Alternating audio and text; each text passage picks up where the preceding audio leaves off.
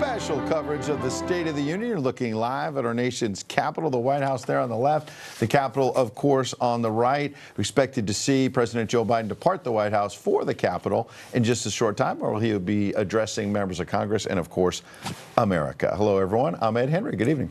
And I'm Bianca Garza. Great to have you all with us tonight. Of course, this is a huge evening. Biden will be delivering these remarks, not just for the nation, but with the world watching, the adversaries we have out there. Multiple crises, our wide open southern border. You have to wonder how he will address immigration, also the overseas conflicts.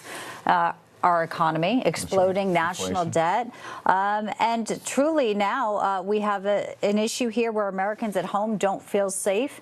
As we look live here inside Statuary Hall, a lot of dignitaries have been invited, some of them by Speaker Johnson, some of them by President and First Lady. So we will show you who's who as they begin to filter in. Again, it will be quite interesting, Ed, I think, to see his energy level. That is what a lot of people will be looking on, is how Joe Biden's fitness will be. Absolutely. A lot of his own advisors have been admitting that, Bianca, because it's a re-election year. He's got an uphill climb right now. He's going to try to frame his campaign message tonight, but also reassure the nation, but particularly some of his own supporters, that he's up to the job. Excerpts released by the White House a short time ago show the president will make the case he's fighting for freedom and claim that he's launched an economic comeback to, quote, make sure everyone has a fair shot. But in the Republican response, we've gotten a tease of that. Senator Katie Britt will declare we are actually losing our country, and she'll add, quote, our families are hurting, our country can do better. So let's bring in political analyst Mark Halpern, our friend. Welcome to the Deuce. It's great to have you kick off our covers. Good evening, Mark. Hey, Mark. Good. Great to see you both. You know, I don't want to name drop at the top, but you know what? I guess I got to do. Go for it. I hope Bianca. I want you to. I'm having lunch the other day with former Speaker Newt Gingrich. Oh. Was that okay? Oh, you're yawning, or? But here's the thing. He brings up Mark Halpern. He says, Ed, Thursday's going to be big, because I read in Mark Halpern's tip sheet that Senator Katie Britt, if she does a good job, she's already caught former President Donald Trump's eye. Yes. But she could really rise on the VP shortlist, because Halpern's been talking her up, and in all seriousness, others have as well. But you've been ahead of the curve. And so let's start there instead of with President Biden. What are you expecting from Senator Katie Britt tonight? Give our viewers an idea of who she is and why folks at Mar-a-Lago may be paying attention to her tonight. Well, the excerpts that were released, Ed, are bilingual. They're fluent MAGA, but they're also fluent establishment bridge to the suburbs. You can see in the excerpts, and if she delivers as well as it's written, I think my prediction that she'll be the running mate will come true, because she has the capacity to unite the party in ways that even Donald Trump can't, because she's a Capitol Hill insider who's a suburban mom from the South. Not many people have that on their resume. She's very smart. She understands politics. She understands the media. This is a high-pressure environment, the biggest speech of her life to date. And as you both know, and a lot of viewers know, the history of this role for both parties, the response to the State of the Union, is not littered with great breakthrough moments. But I think she could be the exception.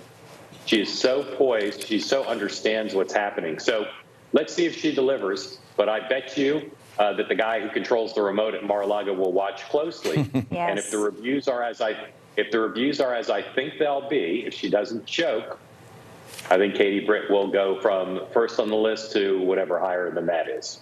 Yeah, well, it'll be a moment, everyone. She does have the spotlight, and as we've seen before, you don't want to make any mistakes. Maybe that's sort of getting through it, not reaching for like a cup of water a few times more than you need to there. So had dry mouth hopefully she's well hydrated. But I think you're right. I mean, I think, guys, listen, she's at 40. She was the youngest Republican woman elected to the Senate. If you are looking to appeal to females, maybe some who are still on the fence, I mean, it's going to be fascinating. And, you know, one of the excerpts that's been leaked is that she says, where I'm from, your word is your bond. But for 3 years, the president has demonstrated America's word doesn't mean what it's used to.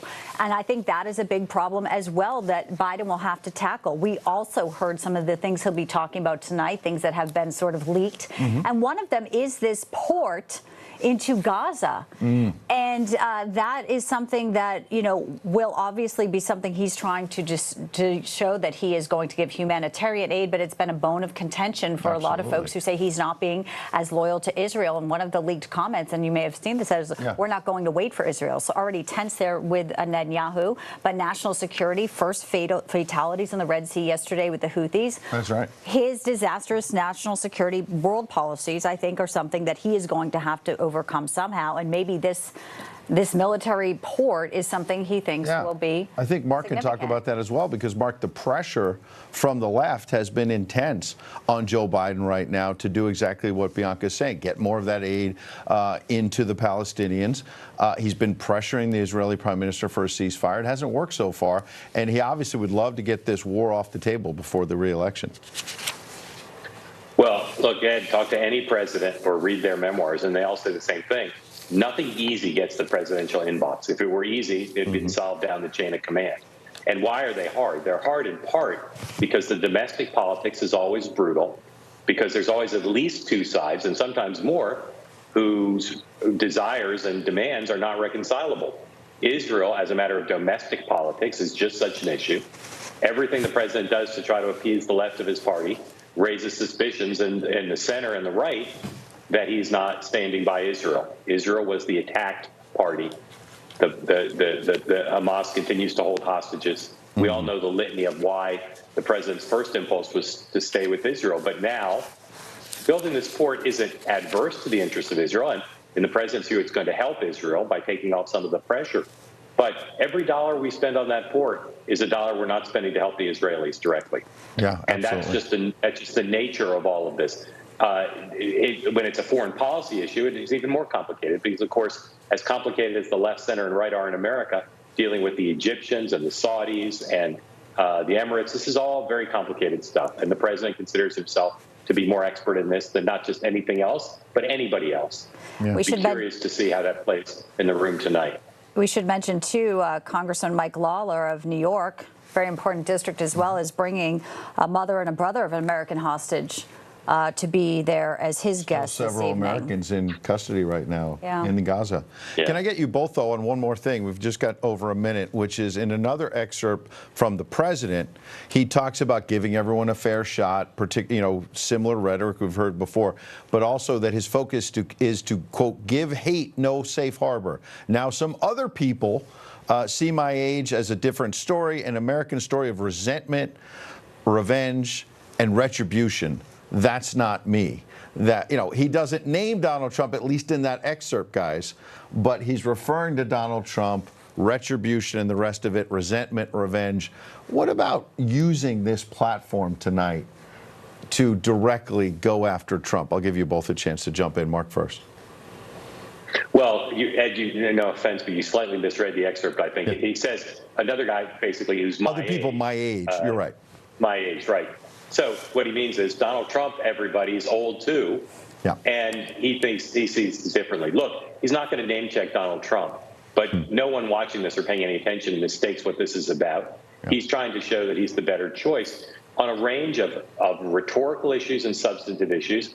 Tonight's about, if the White House has its way, making that contrast. And President Trump's already pre-butted it. He says he's going to live blog it, basically. And I think that, everybody said on Tuesday after Super Tuesday, game on. Tonight, the game is on.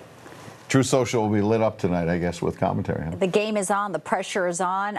He was in Camp David on Monday getting some extra prep and rest. So now we'll see. Zion says he's going to be energized. Yeah, his chief of staff. I'm not so sure. I'd like to know what they're giving him to get so energized. Double espresso, maybe. Maybe a little extra coffee. Maybe an ice cream cone after the speech. Mark Halpern, we appreciate your insight as always, sir. All right. Really good to see you both. Thanks, Mark. A pleasure. Our congressional correspondent, Kamini Dukart, joins us live right now. We want to take you to Capitol Hill with more on what we can expect tonight. And obviously, it is the who's who filling in Statuary Hall. There's a prepare for tonight's big address. Kamini, welcome in. Good evening. Indeed, Bianca and Ed, good to be with you. Tonight, Republicans are bringing the border crisis to the House chamber. President Biden will be confronted with a guest list reflective of the nation's immigration challenge. That'll include a mother whose daughter was killed by MS-13, a Border Patrol agent, and in the House chamber there will be an empty seat in honor of Laken Riley. Now, Congresswoman Marjorie Taylor Greene, she's been handing out pins saying, "Say her name." Republican Congressman Mike Collins of Georgia had invited the parents of Laken Riley to the State of the Union address tonight, but he said, quote, "Understandably, they've chosen to stay home to grieve the loss of their daughter. Therefore, the seat reserved for my guests will remain vacant." He goes on to say, as Joe Biden attempts to paint a rosy picture of a crime-ridden country he's created, he'll look up at an empty seat that memorializes those who've lost because of these open border policies. You know, you'll recall earlier, Bianca and Ed, this afternoon, the House passed the Laken Riley Act, which would require Immigration and Customs Enforcement, or ICE, to detain illegal migrants who commit theft-related crimes. It would also allow state attorneys generals to sue the Homeland Security Secretary for policy failures, again, that hurt the American people. This, of course, was an overwhelming vote with more than 36 Democrats joining all 214 Republicans and voting to get that passed. Now, at least 2 Republicans are boycotting the speech tonight, including Congresswoman Anna Paulina Luna. One of the reasons that she cited for that was the border, but there's also security around the perimeter of the Capitol grounds this evening. People pointing out the irony that while there's no border wall, the president will be protected during tonight's address. Yeah, absolutely. And can I jump in on that, Kilmeny, because I know you're inside, and I've covered a lot of these.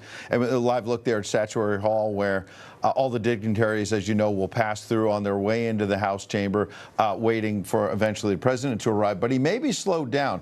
Our producing team is doing a great job behind the scenes here on social media, guys. And again, I know you're inside the Capitol, so you may not be able to hear or obviously see this. There's major protests going on in the streets outside the Capitol. And as you mentioned, there's security, but right up against the security, it appears to be left-wing protesters, because a lot of the tweets and whatnot on X are talking about quote-unquote Israeli terrorism and whatnot. And we've seen AOC and other left-wing lawmakers have been chased by these protesters. But the bottom line is, and I want to get your reaction, Kilmeny, is that these protesters are saying they're trying to shut down the streets so that the president literally cannot get to the Capitol. And it looks like a pretty big crowd. It's quite interesting. Yeah, these are groups that have been incredibly disruptive, Ed, especially here at the Capitol. We have seen multiple arrests in the House chamber, a lot of where media are typically gathered on any given day, doing live reporting and live shots. These are protesters that have come in and been arrested because it is not legal to demonstrate here inside the Capitol. But this is, again, similar messaging that we've seen with these protesters calling for a ceasefire in Gaza. And this, of course, is a very big flashpoint at the Capitol right now, given the fact that we have not seen this foreign aid package passing through the House. Speaker Johnson refuses to put the Senate's foreign aid package on the floor, which includes aid for Ukraine and also aid for Israel. This continues to be a huge contention and a big split when it comes to Democrats and Republicans. But obviously, disruptions on the streets out there very much expected. And we do know some of the guests this evening will be the families of, again, those who were taken hostage by Hamas. Well, right now they're blocking the motorcade route, so they put up fences, but you can't block the streets entirely. So hopefully they will disperse peacefully. Kilmeny Dukart inside Capitol Hill watching things for us. Thank you so much, Kilmeny. We'll check in with you later. And one would presume, it's going to be a serious issue for Biden. But the Secret Service obviously will have alternate routes, and there are different ways to get them around. And one would presume everything's going to move forward. But it's just fascinating, you know, how much time was spent after January 6th. White nationalists are protesting and this and that. And now it's the left-wing protesters that are trying to block a Democrat president from getting to the Capitol. It's remarkable. Yeah, and seriously, in the way of all these uncommitted votes we saw. We were sitting here 2 nights ago on Super Tuesday after Michigan and in Minnesota uncommitted. So, yeah, this is something President Joe Biden has no fans of on That's right. either A side. long night Cannot win. on Tuesday as the results came in. Dominant performance for the former president. It will be on Truth Social, as you heard, giving live commentary as we will be giving you a post game that will be like none other from all of our top analysts. So stick around. We'll have a live look at the president's speech. We'll take live, of course, the Republican response from Senator Britt, and then we'll wrap it all up. So we're here till midnight. Don't go anywhere. N2's coverage continues right after this.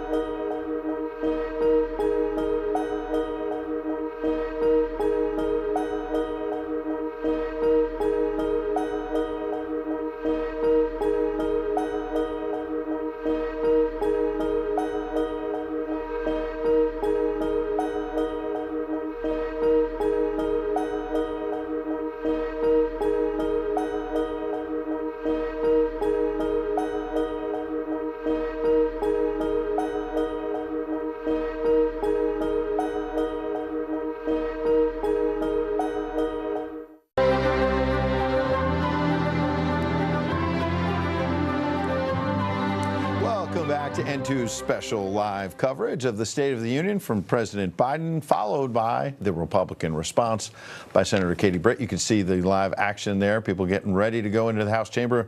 That's Statuary Hall just outside. Ed Henry along Bianca de la Garza. Going to be here for a few hours. It's going to be a big night.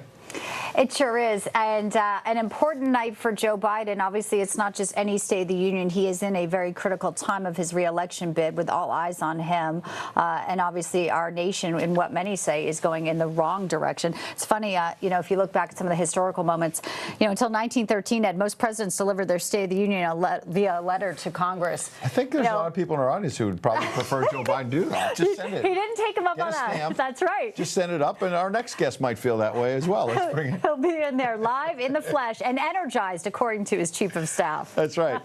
Texas Congressman Troy Nehls joined us. He's looking pretty festive. Congressman, welcome into N2. Yeah, I love the bow tie. Bianca, Ed, good to be with you both. So good to have you.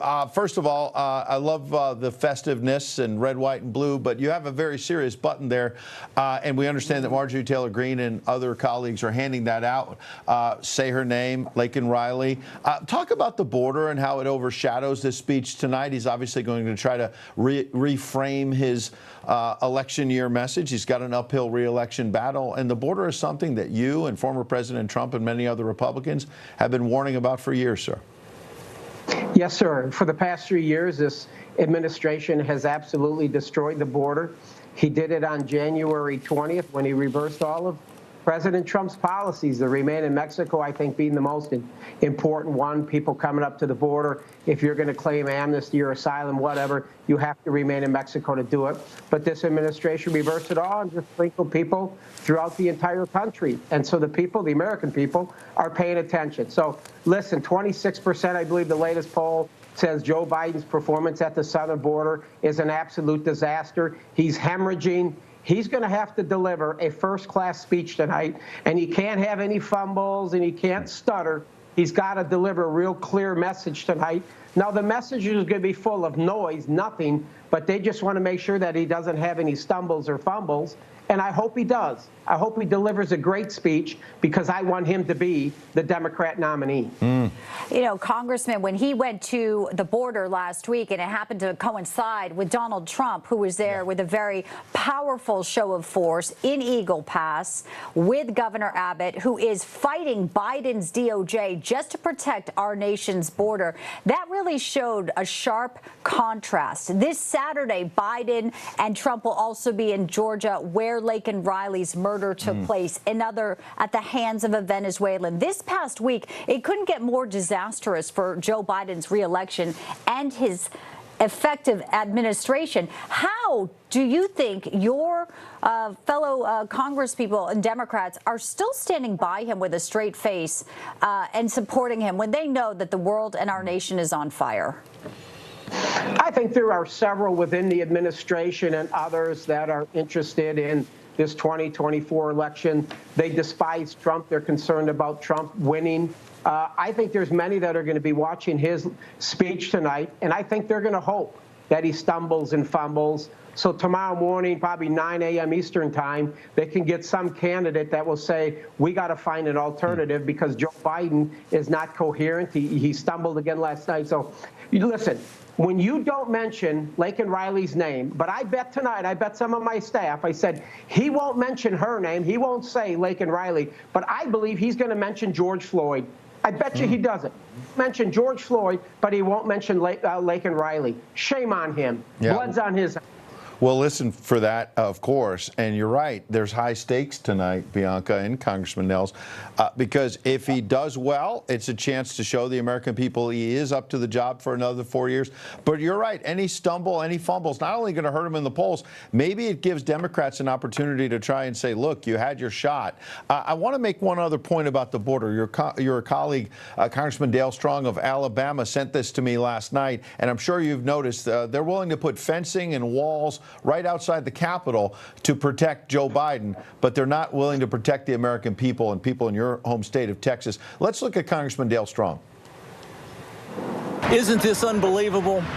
President Biden will not close the southern border, doesn't believe in fences, but look what he's putting up for tomorrow night's State of the Union right here on Independence Avenue. a 12-foot fence to protect him while he does the State of the Union. America deserves better. America deserves better. A live look right there at the White House where Joe Biden will walk out in a moment. Congressman, what's your reaction to that video, sir? Well, Nancy Pelosi puts up fences. I think this fence is up. I think he may say that we're concerned about the mega Republicans. The mega Republicans, as he has seemed to say, the greatest threat to this country. So I just say this. I don't know who owns the damn fence. I don't know who owns it, but they're getting paid very well tonight. Yeah, well, and it's not stopping the blockade of protesters who are trying to stop the motorcade, as we've just been reporting. Congressman Nails, I also want to ask you from, a female view here. We know the left will try to make a big case out of abortion, also IVF with Alabama's recent Supreme Court ruling here.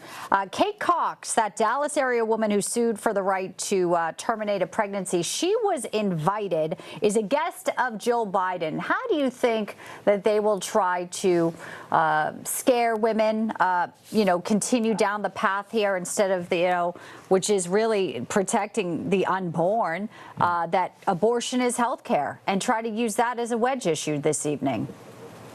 Well, this is what the left is good at. This is why the 2022 election, in my humble opinion, didn't go as well. They can't talk about anything else. The Democrats can't talk about inflation, fuel prices, the southern border, the crime, the wars, because they're all disasters. But what they do lean on is they lean on the abortion issue. They get the dishonest media to provide misinformation and disinformation to the American people. Listen, I was at polling locations throughout Texas for the last 2 weeks of early voting. It is a #1 issue for a lot of people on the left. They're going to come out and they're going to say, my body, my choice. Get your hands off my body. And this is what they're going to do. And tonight, you're going to see many of the women on the left wearing the white dresses to try to state that message clearly tonight.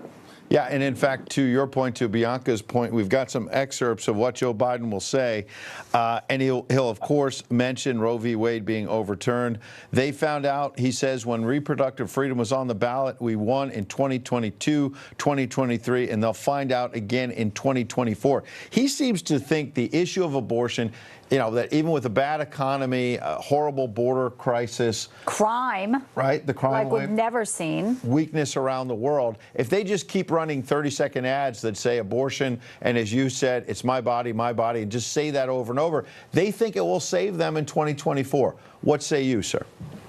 Well, I tell you, it's tough. I will tell you it's tough. I've been at the polling locations, and that's what they've said. And again, they'll use a dishonest media to claim, really, you can't get an abortion in the United States, which is a bold-faced lie. All it is states' rights now. So that is the only thing they'll be able to talk about, Ed. You're not going to talk about the border. You're not going to talk about inflation, grocery store prices. Yeah. You can't talk about any of those things. The abortion, in my opinion, will be the #1 issue for them. That is going to be their message because that's all they have. Well, we know Donald Trump will be on Truth Social counteracting the entire speech this night because there will be plenty of gaslighting on numerous topics, Congressman, as you just alluded to. Troy Nels, we appreciate you coming in from the great state of Texas. We'll have you back on N2 soon. We appreciate your time, sir. Thank you. God bless. All right. Thank you, sir. All right, don't go anywhere. We are just getting started, folks. Our very special coverage this evening. The State of the Union continues. We're awaiting Joe Biden to step out from the White House and head down to make his maybe the most important speech. It's going right down Pennsylvania Avenue. Of his 16 blocks. presidency, yeah. Protesters are already on the streets. We're watching it for you. We'll be right back with N2's coverage for you this evening.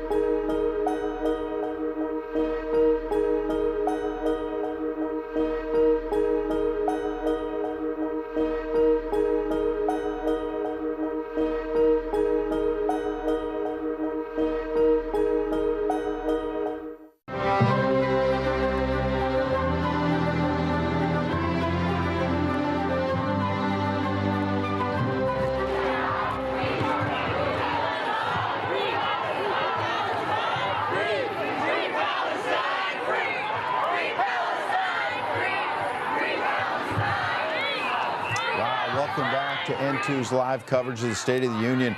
Left-wing protesters taking to the streets of Washington, D.C. As you can see, the Capitol in the background. This is just moments ago. They are trying to create some kind of a human chain there, locking their hands to try at least to prevent Joe Biden's motorcade from getting from the White House to the Capitol. Ed Henry with Bianca de la Garza. What a remarkable night. Did you see right there? They were unfurling a Palestinian flag there on the street, and you can see it on the ground there.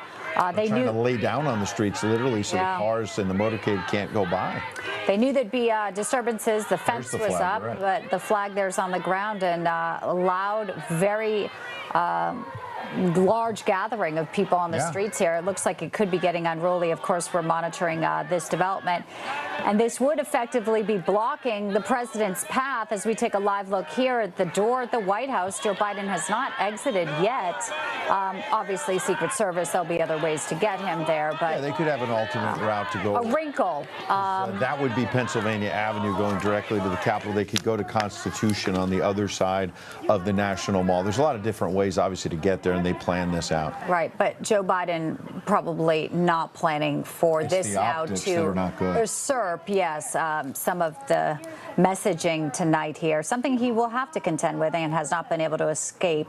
And this is also impacting his foreign policy. It's pretty shameful what he's been doing. He's been pressuring the Israelis for a ceasefire largely because of these kinds of protests. The political pressure he's getting from the left is pushing and dominating his foreign policy. You know, we saw them put Kamala Harris, though, out with Benny Gantz this week before ceasefire talks did ultimately fall apart. They had tried to negotiate something with Hamas, negotiate with terrorists. No surprise, they fell apart before the holy month of Ramadan here. Wait, and you see some kind of, I mean, it might be police vehicles that are trying to break it up. This has gotten a little bit serious. You can see that's on the right side of the screen. Left side, you've got some photographers and Secret Service waiting for the president to emerge. This is the left wing of his own party, Bianca. And remember a couple nights ago, it was Alexandria Ocasio-Cortez, the congresswoman from New York, who was at the movies with her significant other, and basically they were accosted by left-wing protesters who tried to say you're supporting genocide and you're not stopping the genocide of Israel, and all kinds of shameful allegations. That happening in New York. Now this happening just moments ago on Capitol Hill. This is Joe Biden's America. It certainly is. And this is emblematic of the serious issues we have that not only are happening half a world away in Israel and Gaza, but right here, as there are concerns about violence and lone wolf attacks here, and people with ill malintent who have crossed into our southern border. Well, we're going to continue to vamp and stay on the unexpected parts of the night, and there's some pageantry that we expect, and then there are other moments that this is unexpected. You can see they're literally trying to lay out on the streets and not let the motorcade get to the Capitol. And some of those people, too, want to provocate and engage with police so they can actually draw them into more violent issues. So we're going to watch that very closely. Right now, we do want to bring in our panel for a little analysis of what we may or may not hear tonight from President Biden. We have veteran and GOP commentator Kate Monroe, and also alongside Kate, White House and Washington reporter for Politico, Daniel Littman. Welcome in, panel. Good evening. Pleasure to have you. Kate is a veteran yourself for the U.S. Marines. You're also based in California. You were down at the border a few days ago. Tell us how you think Joe Biden will or will not tackle immigration tonight. I mean, the talking point from this White House has been it's Congress's act, but you were out there on the front lines putting up some barbed wire of your own. Yeah, I can just tell you as somebody who's actually gone down to the border, the actual border that's open, and put up razor wire, this going to visit the border 3 years too late is going to do you no favors.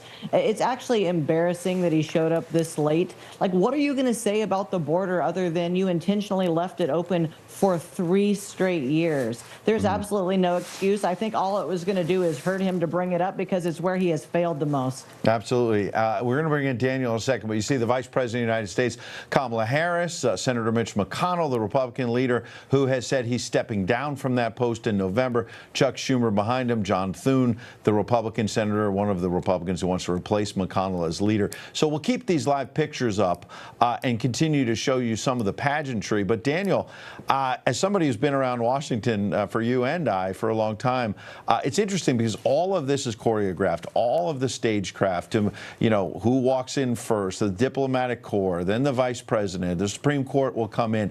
But then there's disruptions, and this is not what Joe Biden wants on a night when he wants to reframe his reelection message, Daniel, to have left-wing protesters literally lying on the streets and reminding America that his party is divided, Daniel. Yeah, he's kind of getting some of the taste of that treatment of those pro-Palestinian protesters when they were at airports preventing people from going to their flights. Of course, he has the Secret Service that I'm sure has been closely planning for this, but he wants to reframe this as his opening message for his campaign, wants to bring the left back. He's definitely worried about the minority groups in terms of their increasing numbers of support for Trump. Trump is beating him with Hispanics. He is 20% of black voters. And so he views this as a prime opportunity to try to get some of those people back and reassure Americans that he's not too old to be president for the next 4 years. Absolutely, Daniel. Let's let this moment breathe for a moment. We want to thank our panel. Kate and Daniel, thanks for coming in. Thank you. We're getting closer to the president arriving, but I want to capture this moment and let it breathe for a second because, Bianca, there's the look right there of the vice president who could be a president in waiting as there's all this speculation about what's next for Joe Biden, but also on the Republican side, the first time we're seeing Mike Johnson as speaker up there in the rostrum. You see a lot of them tonight behind the president. He did an interview with our own Greta Van Susteren where he's saying, look, you know, I don't know if you caught this part, but he said that when he first became speaker, for several weeks, he asked the White House, and his staff did, for a meeting one-on-one with the president, and they kept ducking him. I did hear that. Because they did not want him to see the president, he believes, behind the scenes, what he's really like. And he simply said to Greta, quote, he's missing a step right now. You know, and I thought he was very diplomatic with the words he used. Speaker Johnson sitting down with Greta was very thoughtful in the choice of his words. I mean, I don't think anyone takes any pleasure in saying that the president of the United States may have mental, cognitive issues. And you're right. He made that clear. He said, look, I don't want to beat up on him. I don't want to make this personal, but he said he's lost a step. No one wants to see him tripping up stairs, not knowing where to exit a stage right. Mitt Romney here, Senator Manchin as well. Couple of retirees, right? Manchin and Romney both leaving the Senate. Yes, Elizabeth Warren. There's MTG, of course. Firebrand been giving out pins that says "Say her name" in reference to Laken Riley, the slain Georgia nursing student at the hands, allegedly, of a Venezuelan illegal. That no doubt will come up tonight, and she has been vocal, as we know, in years past as well. And then the suffrages outfits. That is exactly what we had previewed a couple of moments ago. That there'd be a lot of white clothing. And a lot of the female lawmakers doing that. There's Patrick Leahy. Yep, Vermont. I do want to go back to Speaker Johnson for a moment, though, for some, if you folks didn't know, last night he spent the night with Donald Trump Jr. More than $2 million was raised at a fundraiser in Washington, D.C. Speaker Johnson was at this private dinner, including Jim Jordan, Judiciary Chair, also the Chair Jason Smith of the very important House and Ways and Means Committee were there. Trump obviously looking towards a general election after the major victory here at Super Tuesday. Big fundraiser in D.C. He absolutely has his supporters there. You see Senator Marco Rubio. Senators in both parties filing in as House members are already in their seats. Let's bring in our colleague, our chief White House correspondent, James Rosen, who's watched this for many years. And James, there's the story inside the House chamber that we want you to talk about to preview the speech. But the story outside the House chamber and outside the Capitol has been remarkable tonight as well. With these left-wing protesters who are trying, at least, to block Joe Biden's path to the Capitol on the issue of the Israel-Hamas war. Good evening. Good evening to you, Ed and Bianca. And those protests from Mr. Biden's left flank are reminiscent of what another incumbent long ago faced during a time of war, President Lyndon Johnson, with the anti-war left. That gave him a lot of problems and eventually drove him from that race. Senior Biden administration officials and Defense Department officials briefed reporters this morning and told us that President Biden will use tonight's State of the Union address in part to announce a new emergency U.S. military mission to build build a Mediterranean seaport along the Gaza Strip coast to ramp up aid deliveries to the beleaguered civilians there. But one Defense Department official briefing reporters about this used very sharp language, stating, and I quote, "We're not waiting on the Israelis." Elsewhere, according to excerpts from tonight's address released a short time ago by the White House press office, President Biden will say, and I quote, "Clearly those bragging about overturning Roe v. Wade have no clue about the power of women in America. But they found out when reproductive freedom was on the ballot and won in 2022, 2023, and they'll find out again in 2024. If Americans send me a Congress that supports the right to choose," the president will say tonight, "I promise you I will restore Roe v. Wade as the law of the land again." Now, this being an election year, of course, much of tonight's spectacle will be given over not just to an upbeat assessment of the current state of the union, but also to a conjuring of a gloomy, quasi-apocalyptic vision of what the union would look like if the man whom President Biden defeated in 2020 should return to power. "My lifetime has taught me to embrace freedom and democracy," the president will say, according to the excerpts released, "a future based on the core values that have defined America: honesty, decency, dignity, equality. To respect everyone, to give everyone a fair shot, to give hate no safe harbor. Now some other people my age see a different story," the president will say, "an American story of resentment, revenge, and retribution. That's not me," unquote. Now, what's interesting there, Ed and Bianca, of course, is that in addition to trying to conjure a stark contrast with how the country would fare under President Trump being reelected to power, this was also an effort by Mr. Biden, probably not the only one we'll see tonight, to diffuse that age issue, again referring to former President Trump, who's separated by Mr. Biden by only 3.5 years in age, as part of a group of other people my age. Back to you. Yes, well, the age is one thing, but you could be older and have your wits about you. So some people also say it's sort of about the competency. James, another thing besides national security and obviously... James is very witty, by the way. Are you referring to James? He's extremely witty. Very witty. He's fast on his feet, and you need to be in Washington. Can I get this in writing from you guys? Okay. Yeah. We're going to keep the clip for posterity. We're seeing obviously major protests, Israel, Gaza. One thing back home, though, is the kitchen table issues. We say this over and over, and the economy is something he'll have to talk about and address. We know from some of the White House's earlier stances that they're going to say they added jobs. Of course, the Republicans will push back and say, well, we lost so many jobs during the pandemic. You had to bounce back, and we're still not where we need to be. That people are getting hammered. The money just doesn't go as far. And that might be a tough sell. Whatever he says tonight still may not land with Americans who are trying to put food on the table, who are seeing the pains of our current economy.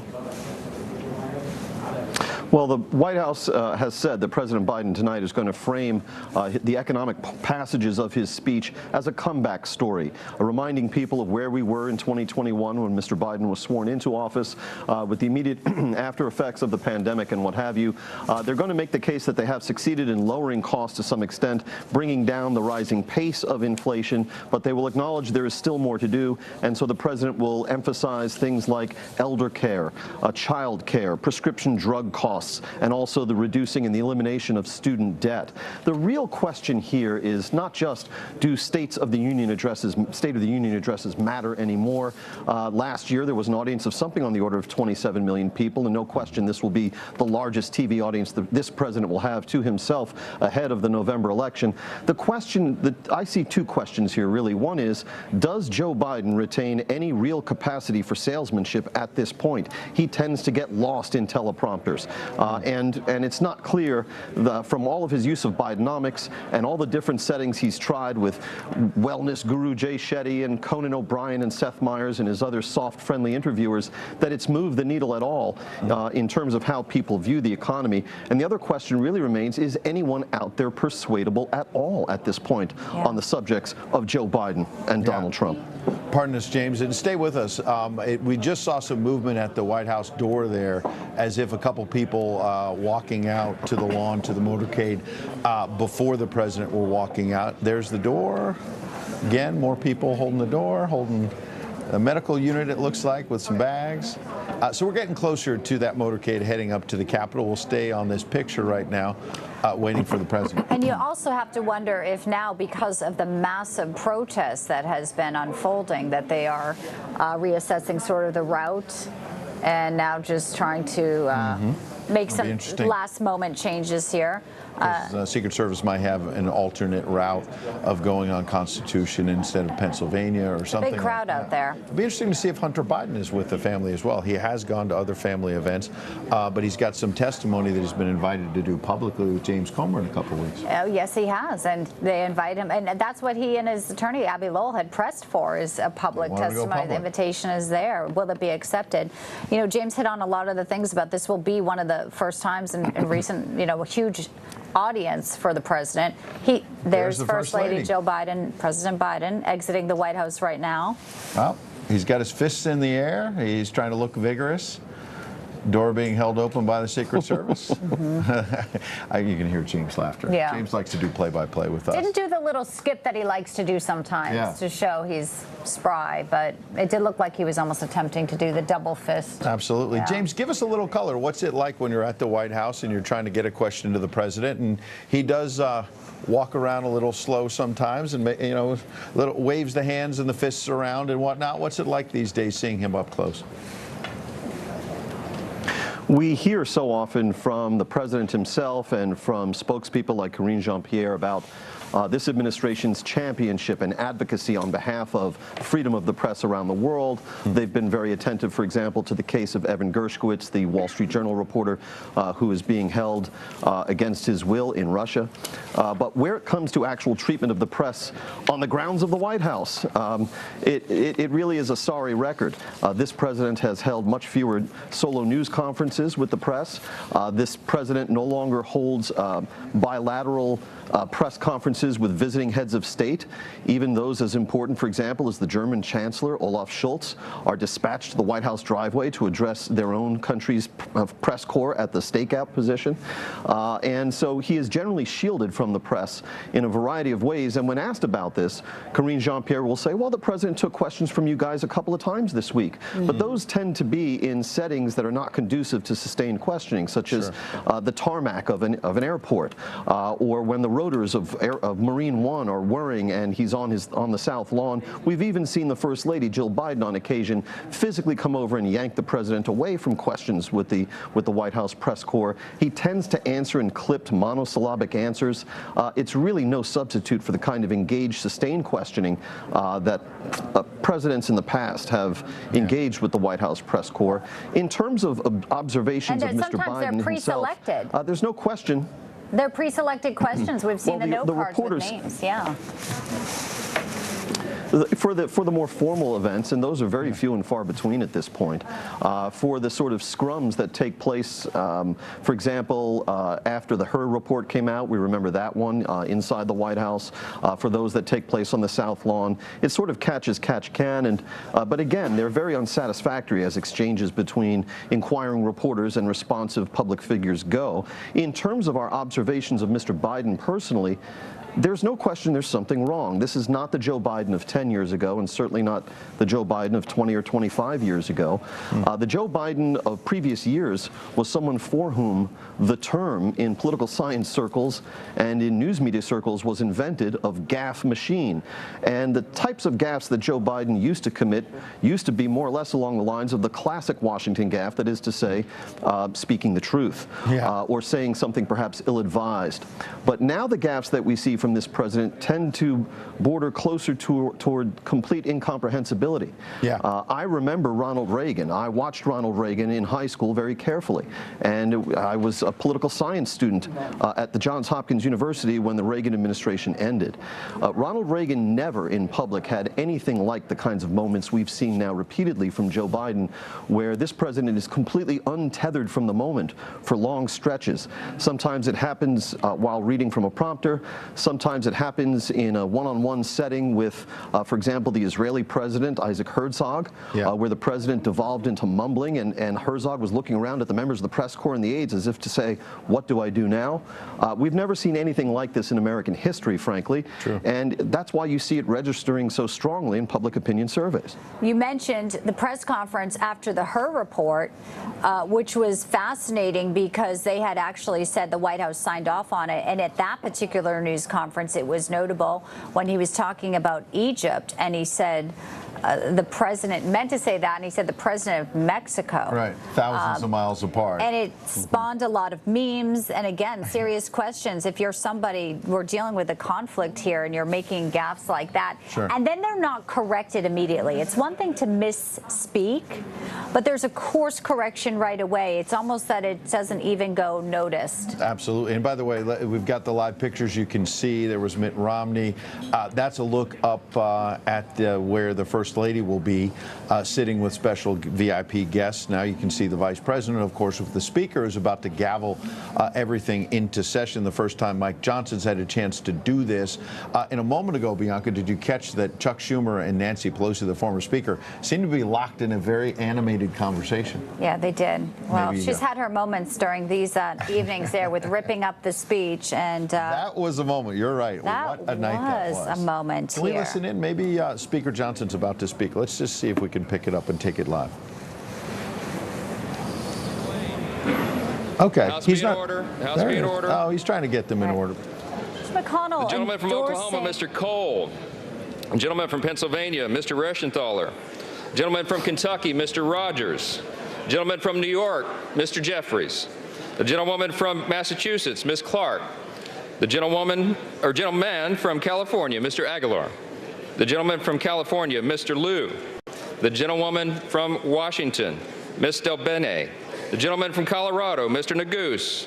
The gentlewoman from Illinois, Ms. Underwood. The gentlewoman from Texas, Ms. Escobar. The gentlewoman from Massachusetts, Ms. Trahan.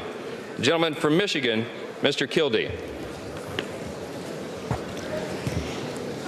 The President of the Senate, at the direction of that body, appoints the following senators as members of the committee on the part of the Senate to escort the President of the United States into the House chamber.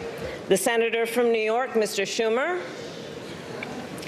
The Senator from Illinois, Mr. Durbin. The Senator from Washington, Mrs. Murray. The Senator from Michigan, Ms. Stabenow. The Senator from Minnesota, Ms. Klobuchar. The Senator from Virginia, Mr. Warner. The Senator from Wisconsin, Ms. Baldwin. All right, so you can see they're putting the delegation together. From Kentucky, that's going to walk out of the chamber and go meet President Biden. The Senator from South Dakota, Mr. Thune. And they officially escort him. And this is part of the pageantry from Wyoming, that we Mr. Barrasso. about this time every year. And there's Mitch McConnell. The Senator from West Virginia, Mrs. Capito. Some of our military leaders who are in there. And the Senator from Iowa, Ms. Ernst. Mostly all 9 justices there, and then as the speeches the members of the escort committee will exit the chamber through the lobby doors. Stay away, largely. Well, it was a big week for the justices, as we all recall. It was Monday, right? Yes, with the monumental 9-0 unanimous decision on a ballot measure. It's only Thursday. It's been a long week. Folks, this is why you got to keep it on N2 24/7. We have every moment twist and turn for you here. So Kamala Harris, Speaker Johnson, things have kicked off. Moments ago, we saw the president.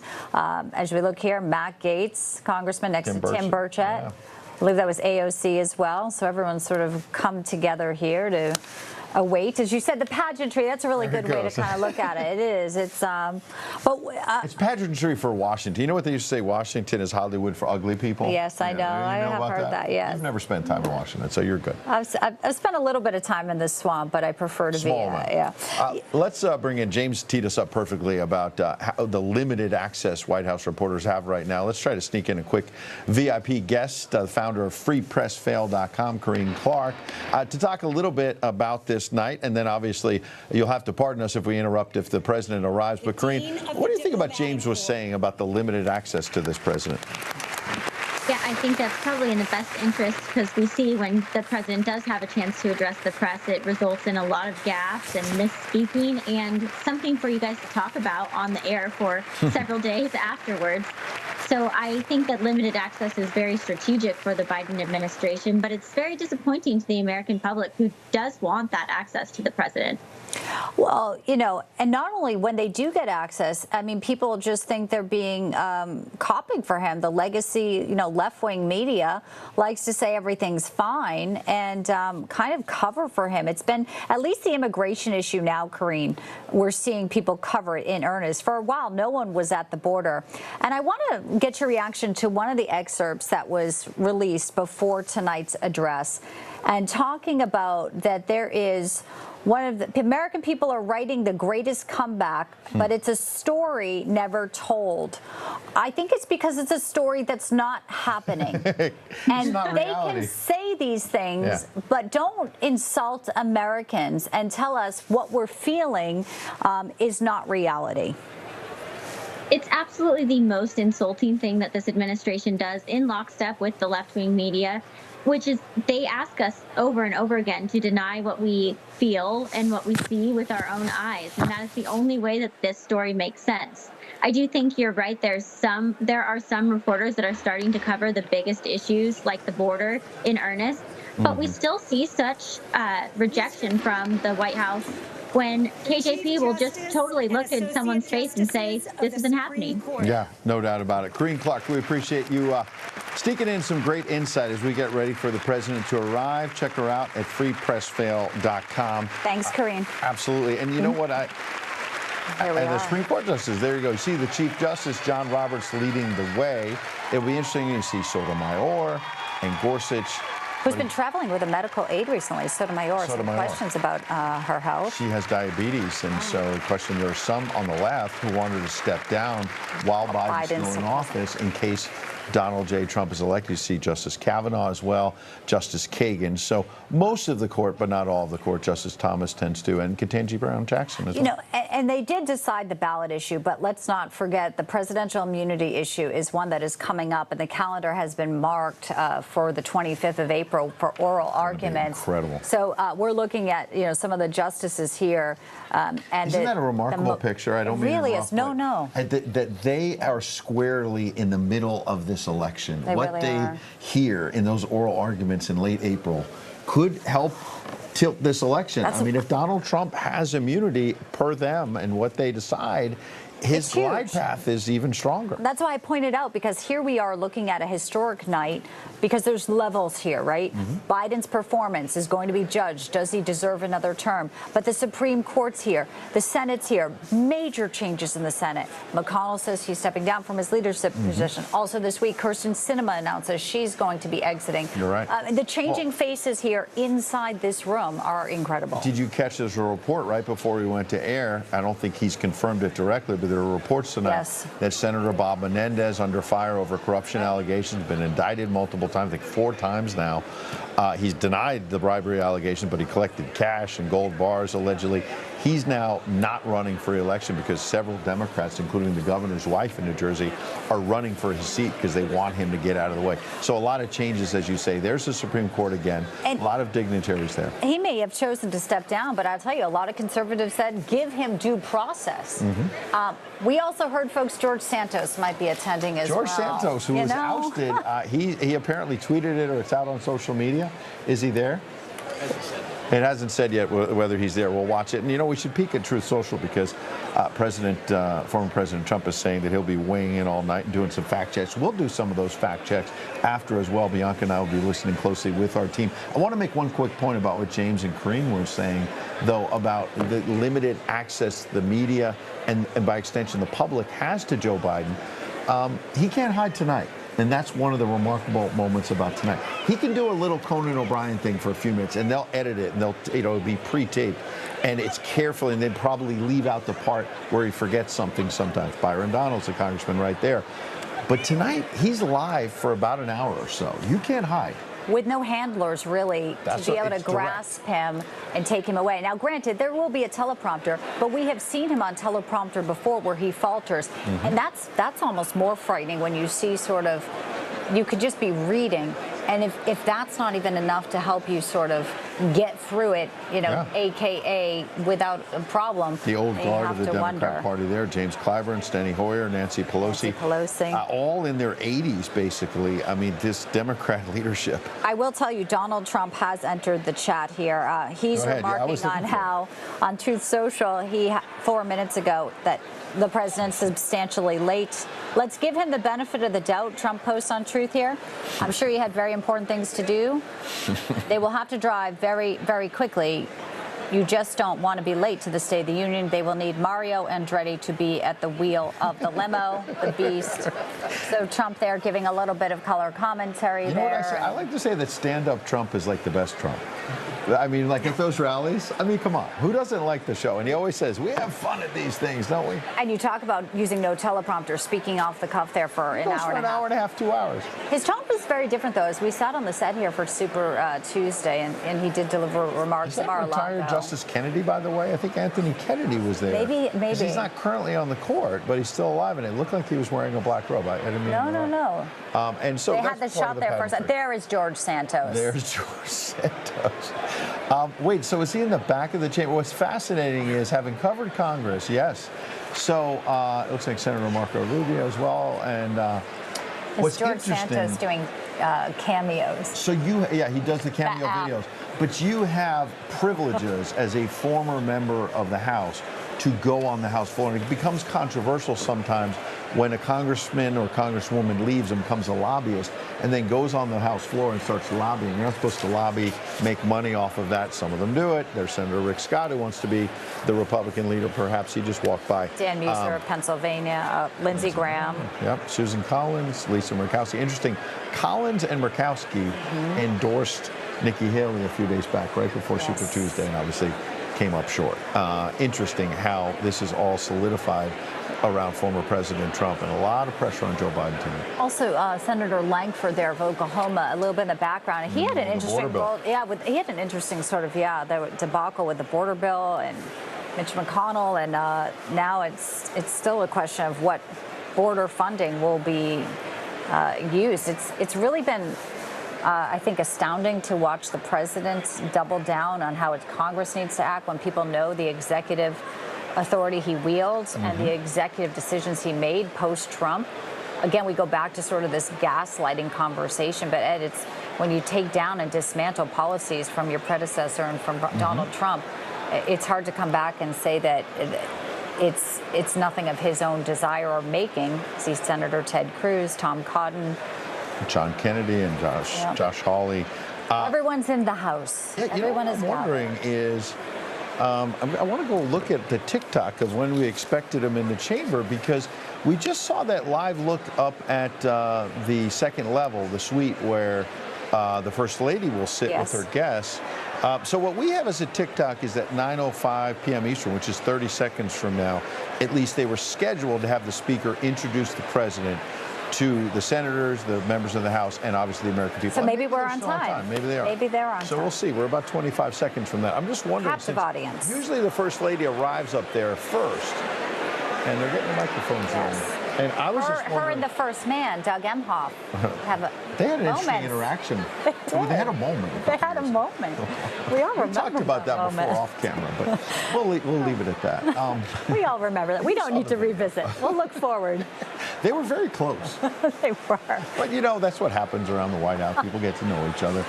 In all seriousness, I'm just wondering, since it is 9:05, and it's not like it was going to be exactly 9:05. That's their prediction. Yes. Did the motorcade have to take a different route? And because we get that from the press pool usually a couple minutes later, because the First Lady would have already been up in the box with her special guests, and they showed a live look at that a moment ago, and she was not seated yet or standing by her. It wasn't a small crowd, Ed, of protesters. I mean, they were pretty organized, large, and police on bikes were there. Clearly, they were prepared. They put the fences up, as we know.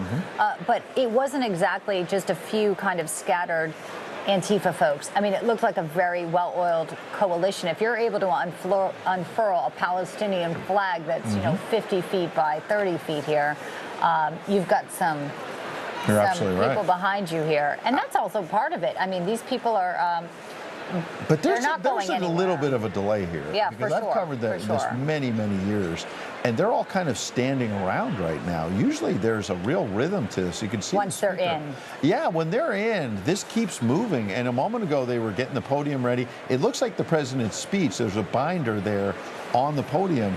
I'm looking for pool notes, and I'm not seeing that there's an official delay. But I'm just telling you, he was supposed to be walking the chamber about a minute and a half ago. Bernie Sanders. They carefully Having a good time plan all this out, every single moment.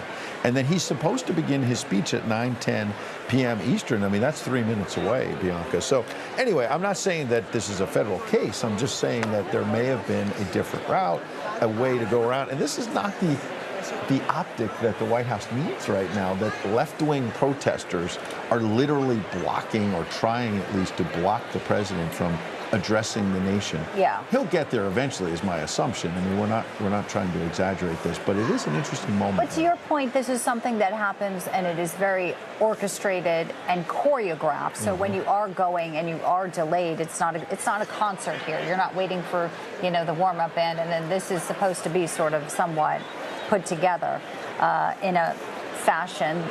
They put out the TikTok because this is as planned. I'm getting notes from friends about why the ladies, as well. I'll ask Yes, please. the lady here why they're wearing white. You said it's for women's suffrage is usually why they're wearing Yes, white. and they've done this before.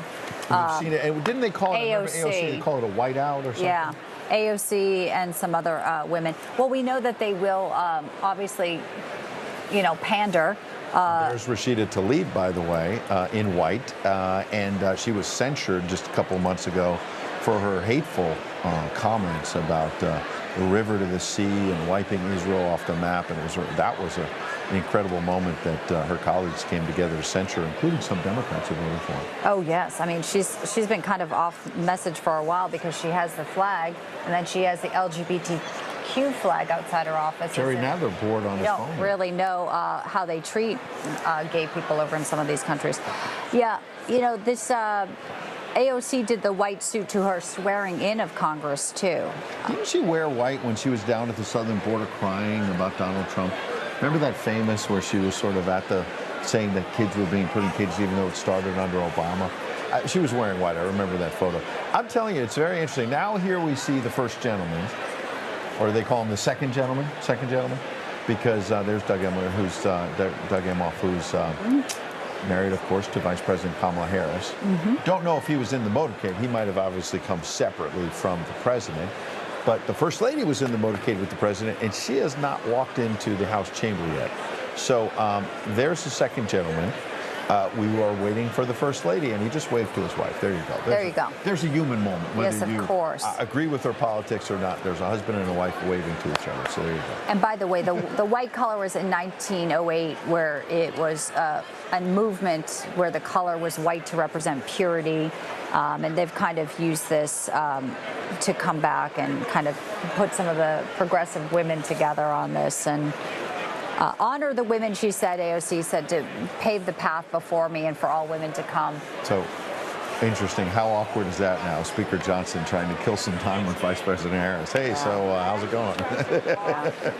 They're not exactly buddies, but maybe they'll get to know each other tonight. It's civil. You know, that's the thing. I think as we saw Speaker Johnson give comments to our Greta Van Susteren tonight, very diplomatic, very above board to kind of not take Here's some applause. That's because of. So the motorcade did arrive now. That tells us that Joe Biden is now in the building because the First Lady was riding with him.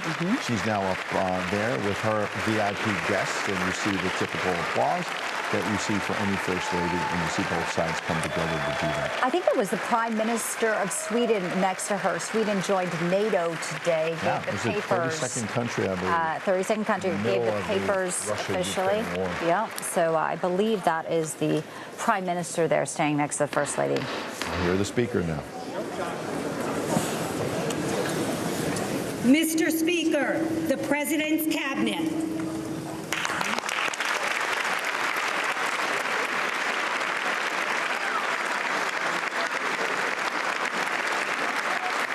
Secretary of State leading the way, of course, and then the Defense Secretary, who, Bianca, to say that he's been in the middle of controversy is a vast understatement. He looks trim, If you look at his face, he's in and out of the hospital, had surgery, he's been battling various illnesses, and he lied about it to the public and to the president. That was a very ugly moment. Lloyd Austin had to testify in front of Congress for that. Tucked in between them was Janet Yellen as well, Treasury Secretary. We'll dip in and out of this and let you get a feel for it. I think that's Tom Vilsack, the Agriculture Secretary. You see the Commerce Secretary coming in behind there, and the Health and Human Services Secretary.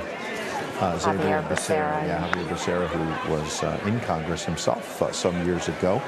And you see now, finally, things are going to get going here. So Jennifer Granholm, the Energy Secretary. Yeah. And that's been right at the heart of the inflation. Oh, and then you can't miss Mayorkas. Impeached Mayorkas there, two behind Pete Buttigieg. One administration, everyone sort of has their battle wounds here. Yeah. Well, Buttigieg had the private jet issue. Wow. He's somebody who ran for president, obviously, against Harris, against Biden, winds up as transportation secretary. And there have been a lot of controversies over there with the DEI policies and the FAA, diversity, equity, inclusion. And there's Mayorkas. You're right. I'm glad you spotted her. All of them to the defense of this president, though, no matter what policies we see that are, many say, unraveling the values of our nation. A country without borders is a country that it's not a country, as Donald Trump says. Yeah. And so yet they will go to bat and defend him. So there you go. You see the cabinet filing in. You'll hear the Sergeant at Arms for the House eventually say, Mr. Speaker, the President of the United States. It's typically part of that pageantry that we were talking about. And the Senate trial hasn't started for Mayorkas yet either. Well, we've been waiting for Chuck Schumer to start it, and some people are wondering, will he continue to delay it? Will he not bring it up? It's interesting how the Democrats take care of their own. There is Merrick Garland, the Attorney General of the United States. And, you know, Mark Halperin made the point recently that he's somebody who's going to end up being right in the middle of this. He's been in the middle of the controversies, but, you know, will he let some of the criminal trials against Donald Trump move forward, depending on which way the Supreme Court goes? He's the chief law enforcement officer. And you know, because there are these unspoken rules that are supposed to be out there that you don't indict someone 2 to 3 months before an election, for example. There's been like this unspoken rule. Well, are you going to have a trial 60 or 90 days before an election? Because Jack Smith wanted the classified documents case here in Florida to start in July. And that's pretty darn, you know, it's like a couple of weeks before the Republican convention in Milwaukee and shortly before the typical kickoff for a presidential election around Labor Day for the final stretch. It's remarkable what's going to happen over the next few months. And how incestuous Washington is, too. It was interesting when Mitch McConnell said he was stepping down from his leadership position. He was the one who stopped Merrick Garland from becoming a Supreme Court justice. There you go. I guess there's some favor in that. But as Biden's DOJ head, there's enough going on here. And of course, still a little upset about that. He thought he had a lifetime job and he'd stay away from the politics, do his own thing, be one of 9. And you're right. Good memory. McConnell blocked Garland. That was a big moment in the 2016 campaign. There's the Secretary of State. And you can see the retiring senators as well, Manchin and Romney. And we're waiting on the president. So where is he? You also have to think Secretary of State Blinken, he's made at least 5 trips, I believe, to the Mideast. Yeah. Has not been able to get any type of traction with anything, even though he's been pushing the ceasefire again and again. Yeah. And even, you know, now we are at, you know, right before Ramadan, concerns about more escalation. And here is Secretary of State Lauren Boebert. She's been through some controversy, still in Congress now, heading to a different district in Colorado after redistricting. Right. She had won her seat very slim, very slim. I believe it was less than 500 points, too. So probably a smart political move for her. So there's the First Lady, as you can see. So she's been there. We're waiting for now a few moments. So now we're waiting for the president. And you can see literally the speaker is like, OK, what do we got? So we're at 9:15, folks, almost 9:16. Yeah. This was supposed to TikTok said it would have started his remarks about 5 minutes ago. So not a major delay, but there is a couple of minutes here where he's getting ready behind the scenes. And again, we've been teeing it up. It's going to be a remarkable, typically it's about an hour, you know, give or take, based on applause and whatnot, where he's not going to have his handlers saving him. He's not going to have the First Lady ushering him out of a news conference saying no more questions. He's going to have to address the American people all alone, and it's going to be quite interesting to see how he holds up. I think everyone's, watching with bated breath, supporters and detractors, right? Supporters are hoping that he gets through it. They've kind of staked their political hat on him. And detractors, Evan Gershkovich's parents right there, of course, their son. He's been very vocal about the Wall Street Journal. Yeah. About getting him out of Russia. And there'll be a lot of people that President Biden will be highlighting up there. Here we go. Yeah. Mr. Speaker, the President of the United States.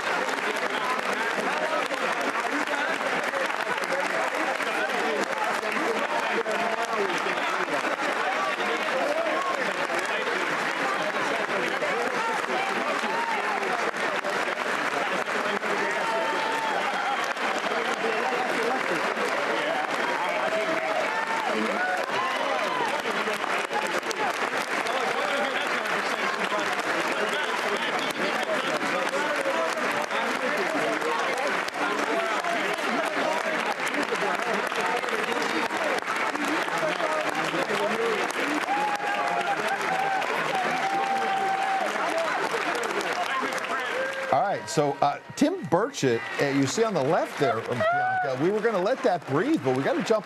He was in an animated conversation with the president. This is someone who blasts the president every day of the week. Tennessee Congressman Burchett, yeah.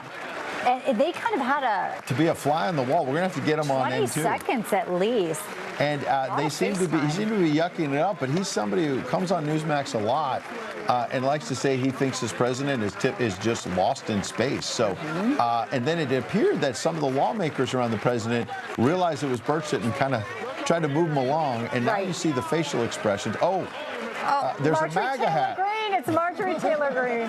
All right, now we're going to have to stay open for this to see what happens. So is he going to interact with MTG in the MAGA hat? This. She's holding a white pin. Oh. Say her name, Laken Riley. Uh-oh. He ignored it. You can see that he saw it.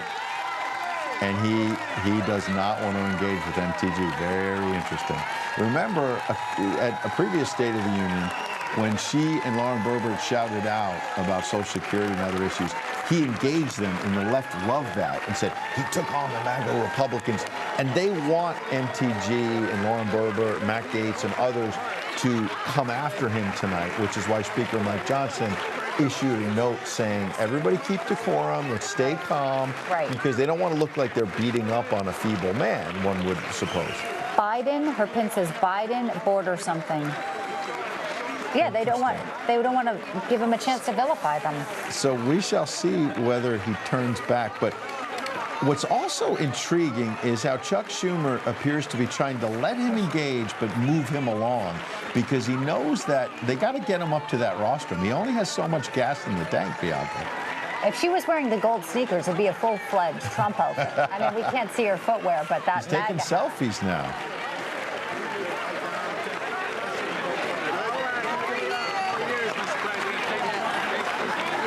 Again, it's going to be interesting to see. As I said a moment ago, he's only got so much gas in the tank. They limit his public appearances, his interactions with the press, his interactions with the public. Very carefully state. This is going to be a little bit wild and woolly. We're going to see how he holds up. I mean, it's only been a few minutes. He 81 years old, our oldest president. And in his remarks, we point out, and we said it earlier, Mark Halperin, I mangled the quote at first, and he got it right. Joe Biden will say, now some other people my age see a different story about America, an American story of resentment, revenge, and retribution. That's not me. So a shot at Donald Trump without naming him, right. But also trying to deal with the age issue by saying, Trump is my age. Now, they are 3.5 years apart, as Rosen said. They're not the same age. And you made the point earlier, and I think it's worth repeating, that regardless of age and a number, it's how vigorous you are, how rigorous, and how engaged. And Joe Biden is nowhere near where Donald Trump is. No one's talking about Chuck Grassley's mental competency, and the guy's 96 years old, and he's, front and center of a lot of big stories here. And also, think of what Joe Biden does in a day. I know Karine Jean-Pierre says he's so busy, and I love this whole new talking point. Behind closed doors, he's so sharp. He's so well. You know what? Scarborough said he's never been better. Really nice. Donald Trump in one day goes from a New York courtroom to a rally, and is whipping across the entire country. The energy is absolutely. For most people, wouldn't be able to take Donald Trump's schedule if they had, 3 hours, 3 weeks of rest. I say it when I run into him in Florida. I can't keep up with him. I'm a little bit younger, not that much younger anymore. I'm getting old, but let's see here. He's doing a selfie. Let's see if he does this. Let's see. I'm really enjoying this. Because the president and the selfies here. Well, he's trying to be sort of youthful. I covered him in the Senate, and I covered him when he was vice president, and he always pushed this Scranton Joe thing. 4 more years? And is that what they're saying? Is it? Yeah, the Democrats. 4 more years. Okay. And he always pushed this Scranton Joe. I was from a middle class to poor background, average Joe. And then you start reading a little more, and it's like, well, you got a beach house now that's worth millions, and another house, and another. And then all the money that was wired in from China and other, look at that picture. Chief Justice, who's got a lot on his plate. Oh, yeah. And then the rest of the Supreme Court. And it's rare that the president goes eye to eye with the justices, including Gorsuch, a conservative, who are going to maybe help decide which way this election goes. And Kavanaugh as well. Man, oh man. This is why this night gets interesting, because that Supreme Court never wants to be in the middle of an election. Chief Justice Roberts is somebody who wants to be dealing with academic law books. And there's the former speaker, Nancy Pelosi. She can't stay away from the cameras. She can't. She has to be in the limelight, even though she's not the speaker. Look at this. And it's just interesting that how much Chief Justice Roberts does not want to be in the middle of this election. And after the ballot issue, they are. And they've got the immunity question in late April, and it could be a big part of this ballgame. Not only that, but we really are very divided, and Trump has been calling for unity. And Republicans and conservatives have been calling for unity and saying, let's come together for the best of this nation and really protect the values that truly are under assault under this administration, whether it be wokeness, whether it be the military, and how it's sort of been under Biden. So much has changed in the past 3 years. Core beliefs, core institutions. Now the Supreme Court is involved, but that was not of anyone's Right, they're getting involved because of Democrat election interference, to your point. And the reason why I wanted to interrupt is to say one of the excerpts from Joe Biden's speech is, quote, "My lifetime has taught me to embrace freedom and democracy, a future based on the core values that have defined America." And to your point, he has not been embracing freedom, not freedom of the press. No. James Rosen talking about how guarded he is. And in terms of our basic freedoms and liberties, they are on the ballot in November. There was a huge media censorship disinformation campaign during COVID, and they have found out that it was orchestrated by part of the government to shut down truth and facts. This is a tradition as well. There's a few copies of the speech. He hands one to the speaker, hands one, of course, to the vice president, and then uses the third one. A little bit of a salute. People are saying, watch Kamala, You have to look at it, if you vote for him, that she could be taking the reins. She is somebody that they talk about Kamala insurance, that's what kept Biden in power, is that even Democrats don't want to see her become president. So it keeps him in power. It's Kamala insurance, plain and simple. These Democrats appear to be really trying to buck him up, but we'll see where it goes. And he's saluting the first, or looking for the first lady there. The lights are probably in his eyes. And there's the salute.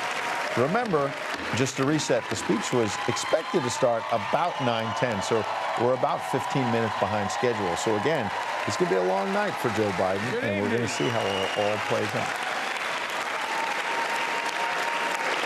Good evening. If I were smart, I'd go home now.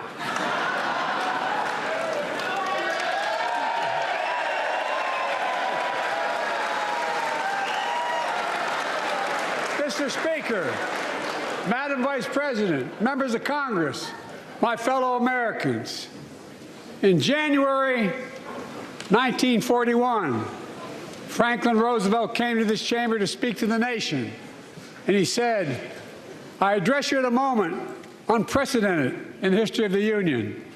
Hitler was on the march. War was raging in Europe. President Roosevelt's purpose was to wake up Congress and alert the American people that this was no ordinary time. Freedom and democracy were under assault in the world. Tonight, I come to this same chamber to address the nation. Now, it's we who face an unprecedented moment in the history of the Union. And yes, my purpose tonight is to wake up the Congress and alert the American people that this is no ordinary moment either. Not since President Lincoln and the Civil War have freedom and democracy been under assault at home as they are today. What makes our moment rare is that freedom and democracy are under attack both at home and overseas at the very same time. Overseas, Putin of Russia is on the march, invading Ukraine and sowing chaos throughout Europe and beyond. If anybody in this room thinks Putin will stop at Ukraine, I assure you he will not.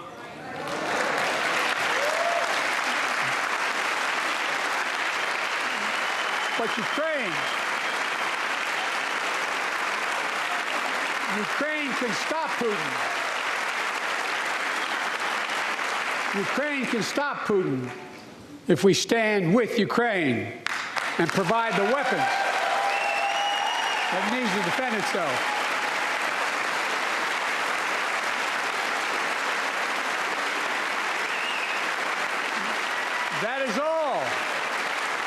That is all Ukraine is asking. They're not asking for American soldiers. In fact, there are no American soldiers in war in Ukraine, and I'm determined to keep it that way. But now, assistance to Ukraine is being blocked by those who want to walk away from our world leadership. It wasn't long ago when a Republican president named Ronald Reagan thundered, "Mr. Gorbachev, tear down this wall." Now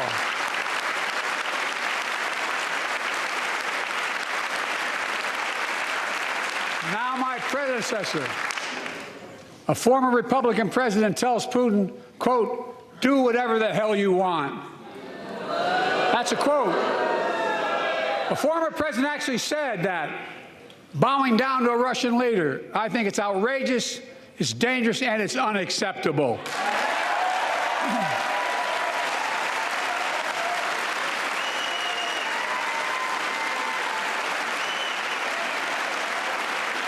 America is a founding member of NATO, the military alliance of democratic nations created after World War II to prevent war and keep the peace. And today, we've made NATO stronger than ever. We welcomed Finland to the alliance last year. And just this morning, Sweden officially joined, and their minister is here tonight. I'm going to stand up. Welcome. Welcome, welcome, welcome.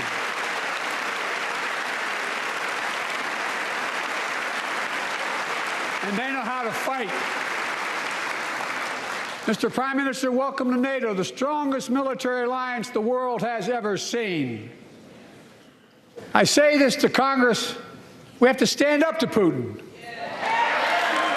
Send me a bipartisan national security bill. History is literally watching. History is watching. If the United States walks away, it will put Ukraine at risk. Europe is at risk. The free world will be at risk, emboldening others to do what they wish to do us harm. My message to President Putin, who I've known for a long time, is simple. We will not walk away.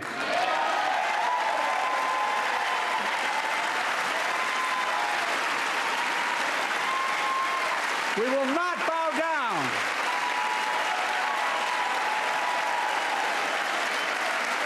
I will not bow down. In a literal sense, history is watching. History is watching. Just like history watched 3 years ago on January 6th, when insurrectionists stormed this very Capitol and placed a dagger to the throat of American democracy.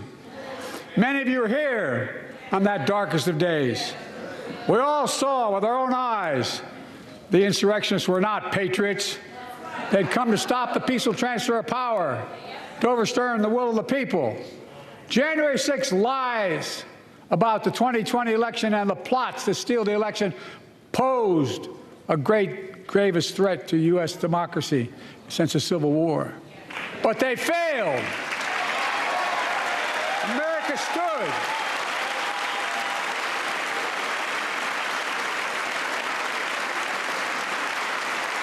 America stood strong, and democracy prevailed. We must be honest. The threat to democracy must be defended. My predecessor and some of you here seek to bury the truth about January 6th. I will not do that. This is the moment to speak the truth and to bury the lies. Here's the simple truth. You can't love your country only when you win.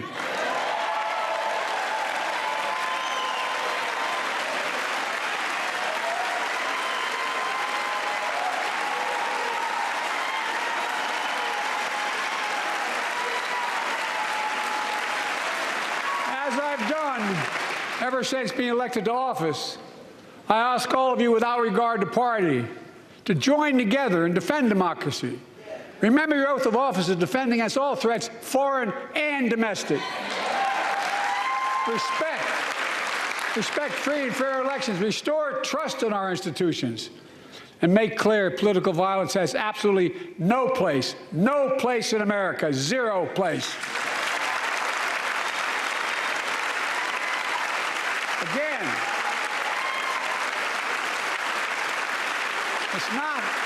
it's not hyperbole to suggest history is watching. We're watching. Your children and grandchildren will read about this day and what we do. History is watching another assault on freedom.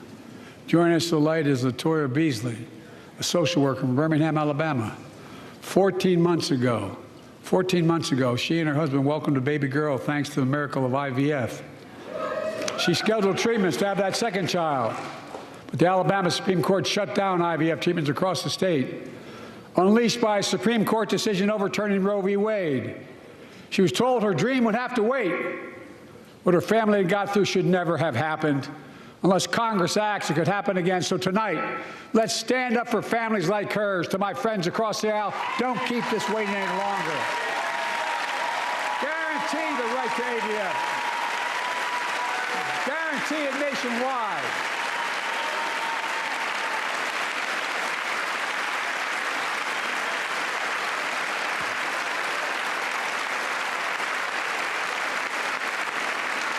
Like most Americans, I believe Roe v. Wade got it right. I thank Vice President Harris for being an incredible leader, defending reproductive freedom, and so much more.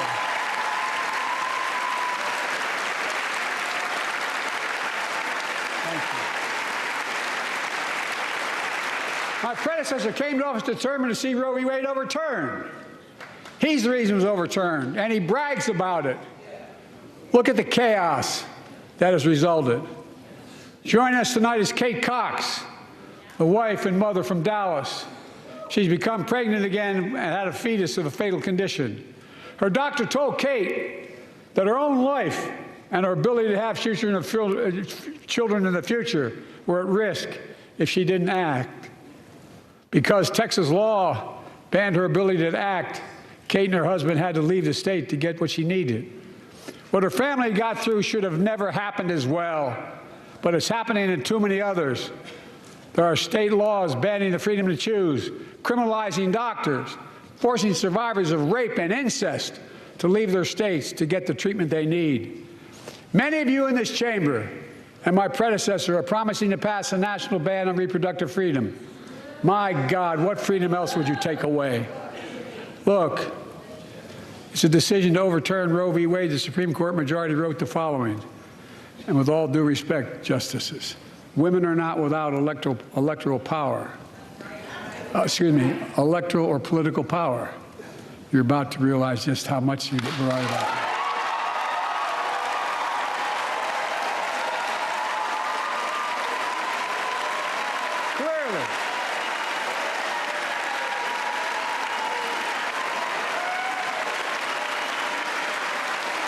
Clearly. Those bragging about overturning Roe v. Wade have no clue about the power of women. But they found out when reproductive freedom was on the ballot. We won in 2022 and 2020, and we'll win again in 2024.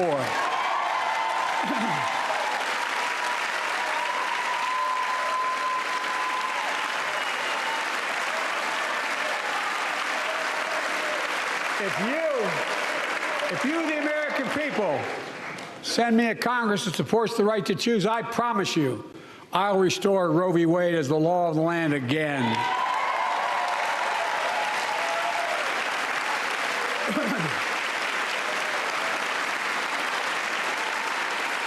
Folks, America cannot go back. I'm here tonight to show what I believe is the way forward, because I know how far we come. 4 years ago next week, before I came to office, the country was hit by the worst pandemic and the worst economic crisis in a century.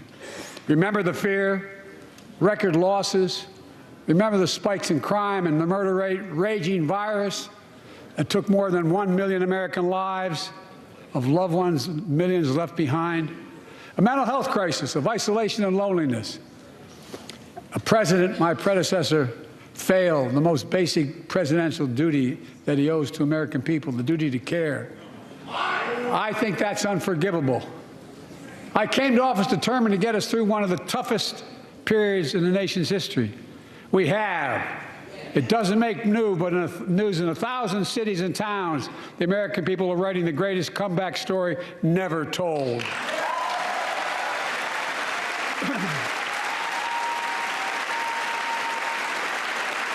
So let's tell the story here. Tell it here and now. America's comeback is building the future of American possibilities, building an economy from the middle out and the bottom up, not the top down, investing in all America and all Americans to make sure everyone has a fair shot, and we leave no one behind. The pandemic no longer controls our lives. The vaccines that saved us from COVID are now being used to beat cancer, turning setback into comeback. That's what America does. That's what America does.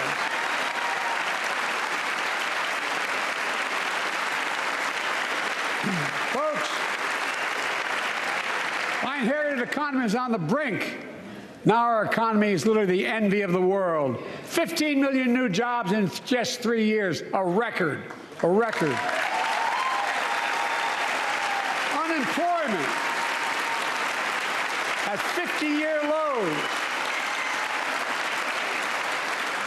A record 16 million Americans are starting small businesses, and each one is a literal act of hope. With historic job growth and small business growth for Black and Hispanics and Asian Americans, 800,000 new manufacturing jobs in America and counting. Where is it written we can't be the manufacturing capital of the world? We are, we will. More people have health insurance today. More people have health insurance today than ever before. The racial wealth gap is as small as it's been in 20 years. Wages keep going up. Inflation keeps coming down. Inflation has dropped from 9% to 3%, the lowest in the world and tending lower.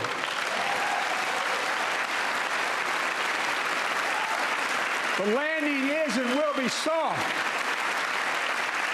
And now, instead of importing foreign products and exporting American jobs, we're exporting American products and creating American jobs right here in America, where they belong.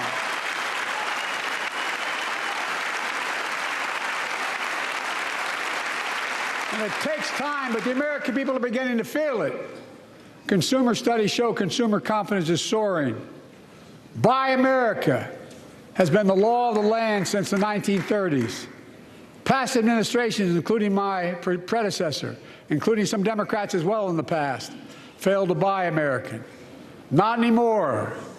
On my watch, federal projects that you fund, like helping build American roads, bridges, and highways, will be made with American products and built by American workers.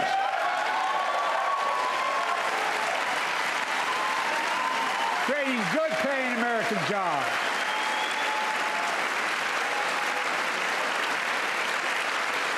And thanks to our CHIPS and Science Act, the United States is investing more in research and development than ever before. During the pandemic, a shortage of semiconductors, chips, that drove up the price of everything from cell phones to automobiles. And by the way, we invented those chips right here in America.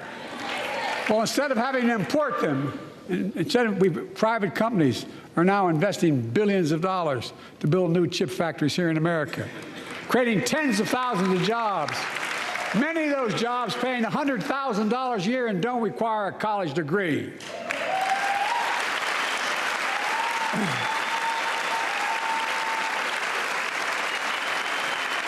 In fact, my policies have attracted $650 billion in private sector investment in clean energy, advanced manufacturing, creating tens of thousands of jobs here in America.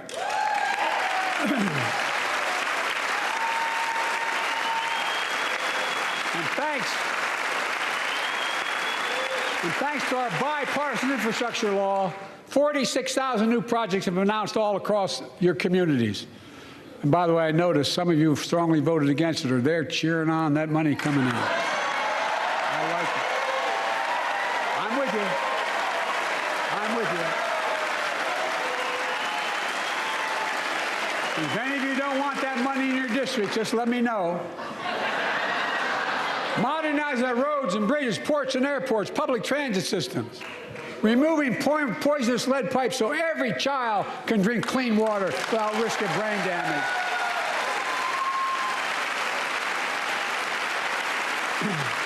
Providing affordable high-speed internet for every American, no matter where you live, urban, suburban, or rural communities in red states and blue states. Record investments in tribal communities. Because of my investment in a family farm,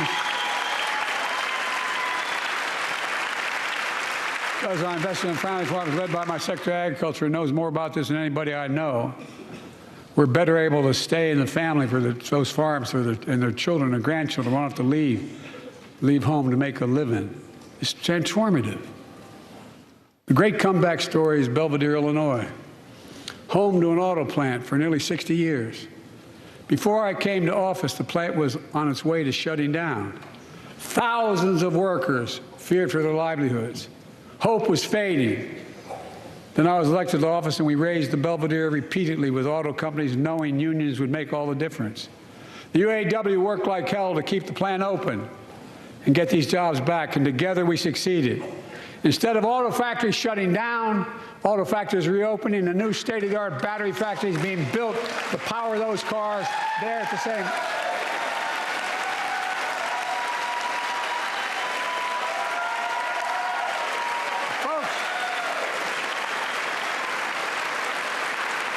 The folks of Belvedere, I say, instead of your town being left behind, your community is moving forward again.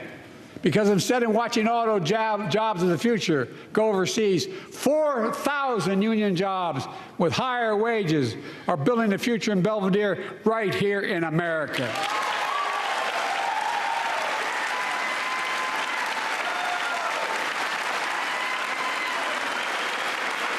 Here tonight is UAW President Shawn Fain, a great friend and a great labor leader. Shawn, where are you? Stand up.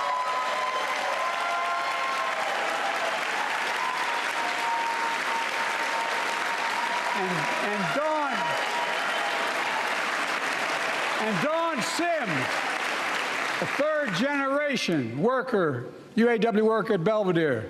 Sean, I was proud to be the first president to stand on the picket line, and today, Dawn has a good job in her hometown, providing stability for her family and pride and dignity as well. Showing once again, Wall Street didn't build America. They're not bad guys. They didn't build it, though. The middle class built the country, and unions built the middle class.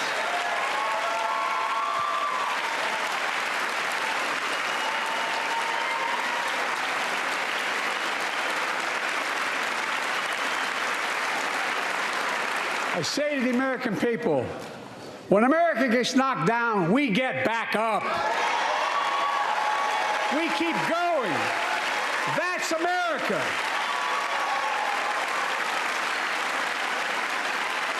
That's you, the American people. It's because of you America's coming back. It's because of you our future is brighter. It's because of you that tonight we can proudly say the state of our union is strong and getting stronger.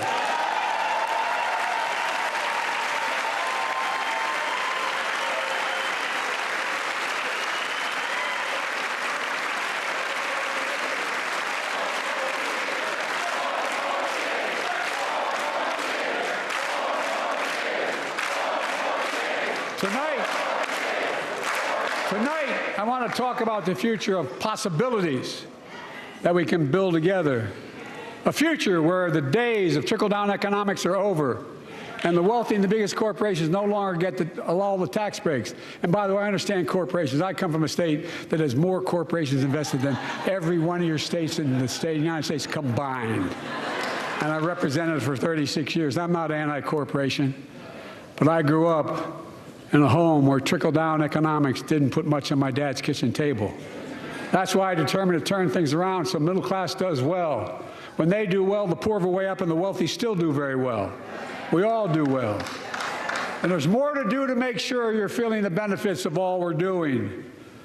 Americans pay more for prescription drugs than anywhere in the world. It's wrong, and I'm ending it.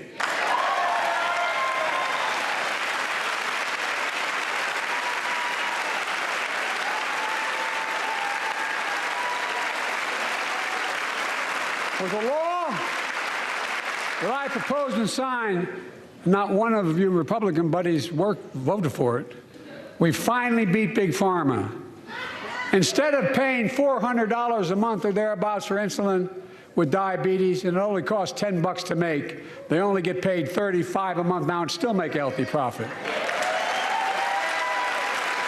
And I want to, but what to do next? I want to cap the cost of insulin at $35 a month for every American who needs it. Everyone.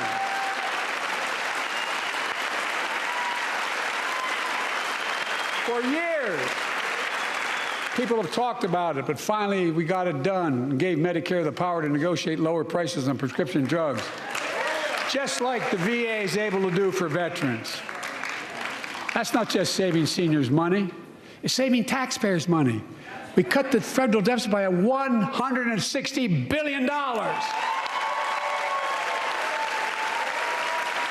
Because Medicare will no longer have to pay those exorbitant prices to Big Pharma. This year, Medicare is negotiating lower prices for some of the costliest drugs on the market to treat everything from heart disease to arthritis. It's now time to go further and give Medicare the power to negotiate lower prices for 500 different drugs over the next decade. They're making a lot of money, guys. And they'll still be extremely profitable. Will not only save lives, it will save taxpayers another $200 billion. Starting next year, the same law caps total prescription drug costs for seniors on Medicare at $2,000 a year, even for expensive cancer drugs that cost $10,000, $12,000, $15,000. Now I want to cap prescription drug costs at $2,000 a year for everyone. Folks, I'm going to get in trouble for saying that, but if you want to get an Air Force One and fly to Toronto, Berlin, Moscow, well, even Moscow, probably. And bring your prescription with you, and I promise you I'll get it for you for 40% the cost you're paying now. Same company, same drug, same place. Folks, the Affordable Care Act, the old Obamacare, it's still a very big deal.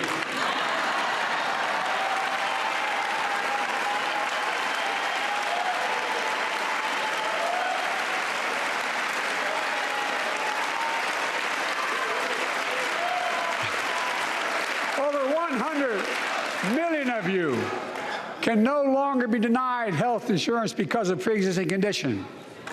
Well, my predecessor and many in this chamber want to take this prescription drug away by repealing the Affordable Care Act.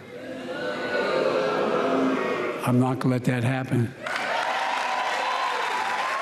We stopped you 50 times before, and we'll stop you again. In fact, I'm not only protecting it, I'm expanding it. They enacted tax credits of $800 per person per year, reduce health care costs for millions of working families. That tax credit expires next year. I want to make that savings permanent.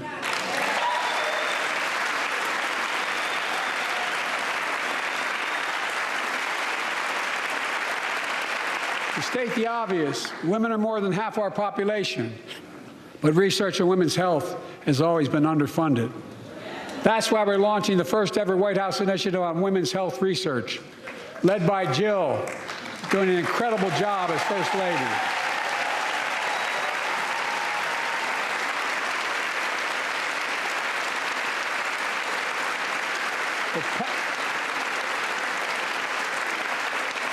So pass my plan for $12 billion to transfer women's health research and benefit millions of lives all across America. I know the cost of housing is so important to you. If inflation keeps coming down, mortgage rates will come down as well, and the Fed acknowledges that. But I'm not waiting. I want to provide an annual tax credit that will give Americans $400 a month for the next 2 years as mortgage rates come down, to put toward their mortgages when they buy their first home or trade up for a little more space. Just for 2 years.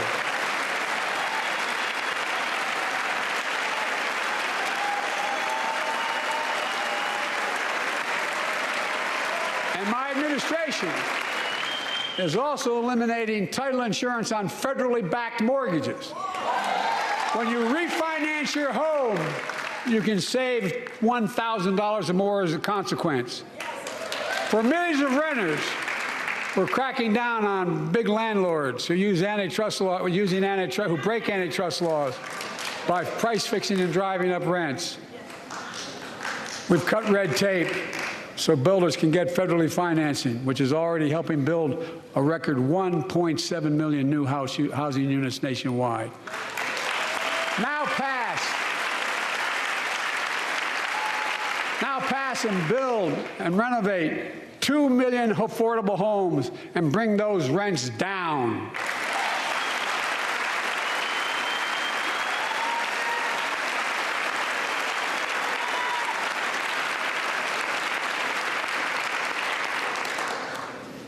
To remain the strongest economy in the world, we need to have the best education system in the world. And I suspect all of you, want to give every child, a good start by providing access to preschool for 3 and 4 years old. You know, I think I pointed out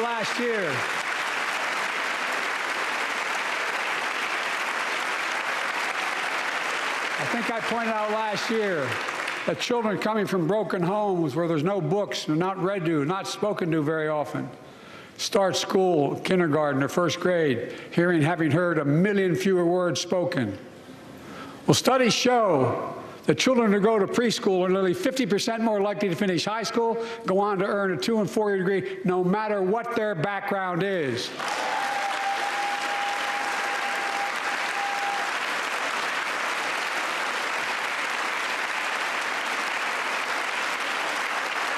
I met a year and a half ago with the leaders of the Business Roundtable.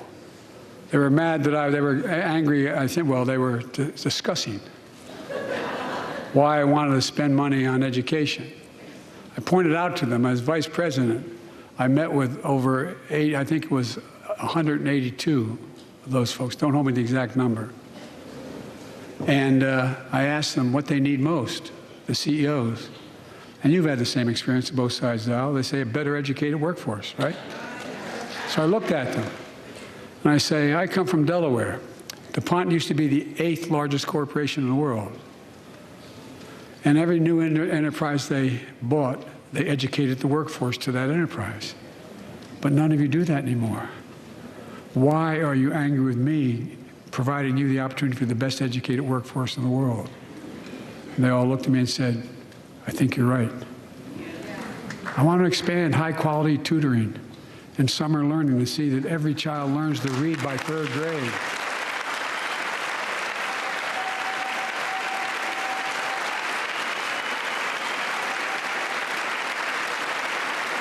I'm also connecting local businesses and high schools so students get hands-on experience and a path to good-paying job, whether or not they go to college. And I want to make sure the college is more affordable. Let's continue increasing the Pell Grants to working and middle-class families and increase record investments in HBCUs and minority-serving institutions, including Hispanic institutions.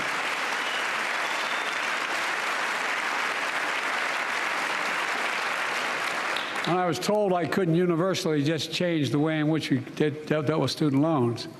I fixed 2 student loan programs that already existed to reduce the burden of student debt for nearly 4 million Americans, including nurses, firefighters, and others in public service.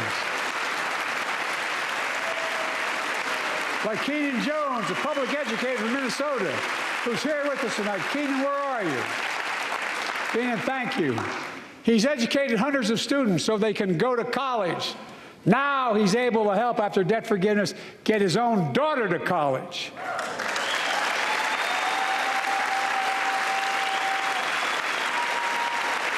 And folks, look, such relief is good for the economy because folks are now able to buy a home, start a business, start a family.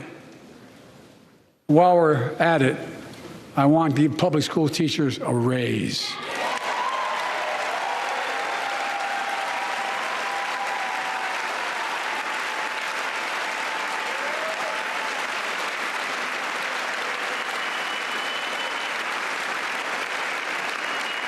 And by the way, the first couple of years, we cut the deficit.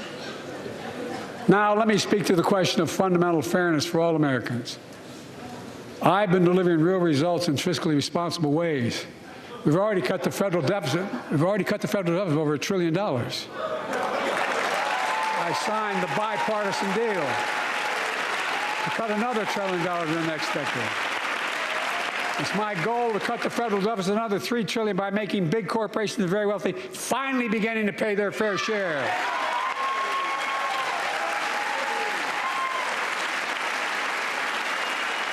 Look, I'm a capitalist. If you want to make or can make $1 million or millions of bucks, that's great. Just pay your fair share in taxes. A fair tax code is how we invest things to make this country great. Healthcare, education, defense, and so much more. But here's the deal. The last administration enacted a $2 trillion tax cut, overwhelmingly benefit the top 1%, the very wealthy and the biggest corporations, and exploded the federal deficit. They added more to the national debt than any presidential term in American history. Check the numbers. Folks at home, does anybody really think the tax code is fair? Do you really think the wealthy and big corporations need another $2 trillion tax break? I sure don't.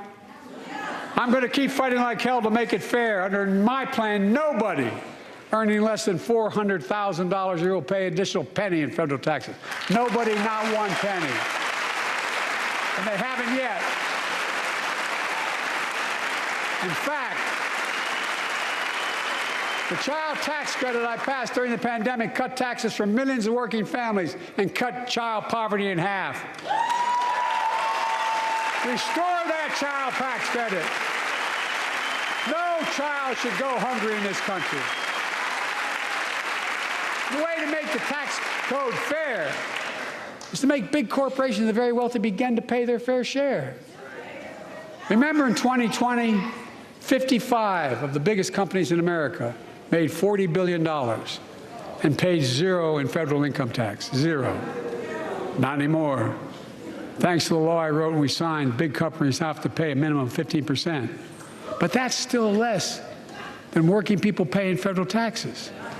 It's time to raise corporate minimum tax to at least 21%.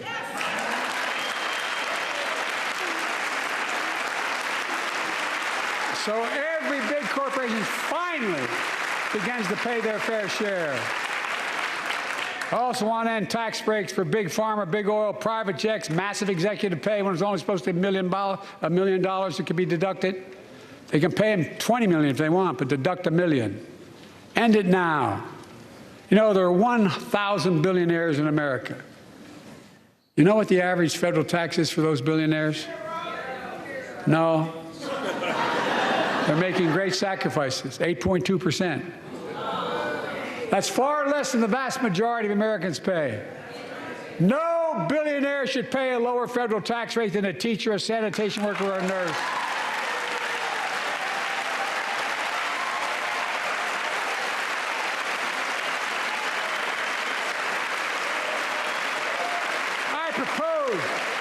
A minimum tax for billionaires of 25%, just 25%. You know what that would raise? That would raise $500 billion over the next 10 years. And imagine what that could do for America. Imagine a future with affordable child care. Millions of families can get they need to go to work to help grow the economy. Imagine a future with paid leave, because no one should have to choose between working and taking care of their sick family member.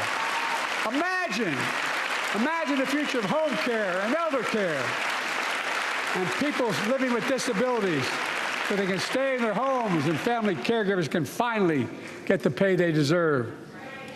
Tonight, let's all agree once again to stand up for seniors.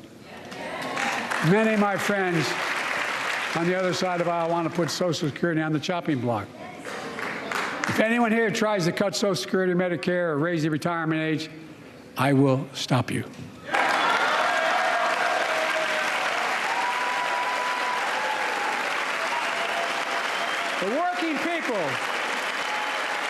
The working people who built this country pay more into Social Security than millionaires and billionaires do. It's not fair. We have two ways to go. Republicans can cut Social Security and give more tax breaks to the wealthy. That's the proposal. Oh, no.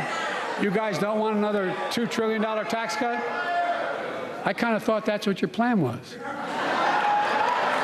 Well, that's good to hear. You're not going to cut another $2 trillion for the super wealthy. That's good to hear. I'll protect and strengthen Social Security and make the wealthy pay their fair share.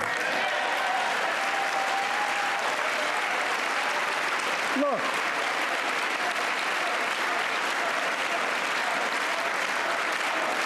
Too many corporations raise prices to pad their profits, charging more and more for less and less. That's why we're cracking down on corporations that engage in price gouging and deceptive pricing, from food to health care to housing. In fact, the snack companies think you won't notice if they change the size of the bag and put a hell of a lot fewer, same size bag, put fewer chips in it. No, I'm not joking. It's called shrinkflation. Pass Bobby Casey's bill and stop this. I really mean it.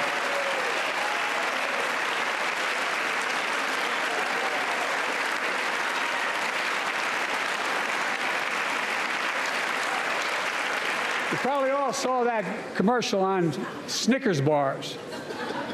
You get charged the same amount, and you got about, I don't know, 10% fewer Snickers in it. Look, I'm also getting rid of junk fees. Those hidden fees at the end of your bill that are there without your knowledge. My administration announced we're cutting credit card late fees from $32 to $8.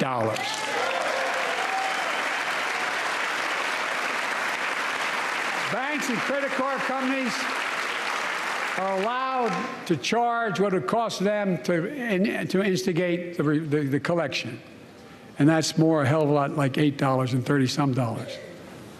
They don't like it. The credit card companies don't like it. But I'm saving American families $20 billion a year with all the junk fees I'm eliminating. Folks at home, that's why the banks are so mad. It's $20 billion in profit.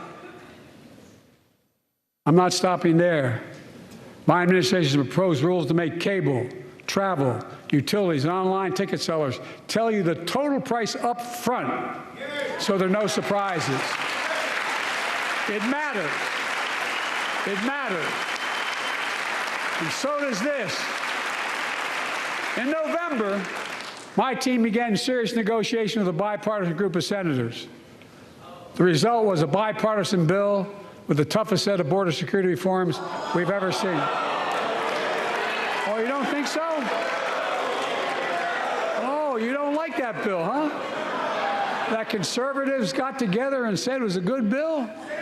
I'll be darned. That's amazing. That bipartisan bill would hire 1,500 more security agents and officers, 100 more immigration judges to help tackle the backload of 2 million cases, 4,300 more asylum officers, and new policies so they can resolve cases in 6 months instead of 6 years now.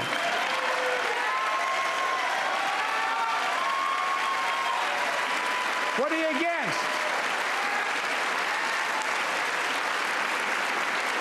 100 more high-tech drug detection machines to significantly increase the ability to screen and stop vehicles smuggling fentanyl into America. That's killing thousands of children.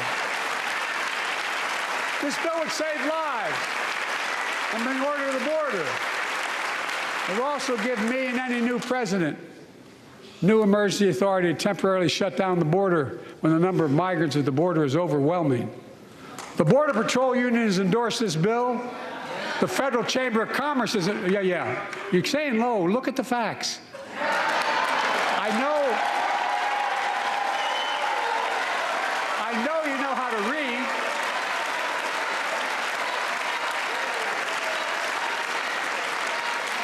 I believe that given the opportunity for a majority in the House and Senate would endorse the bill as well, a majority right now.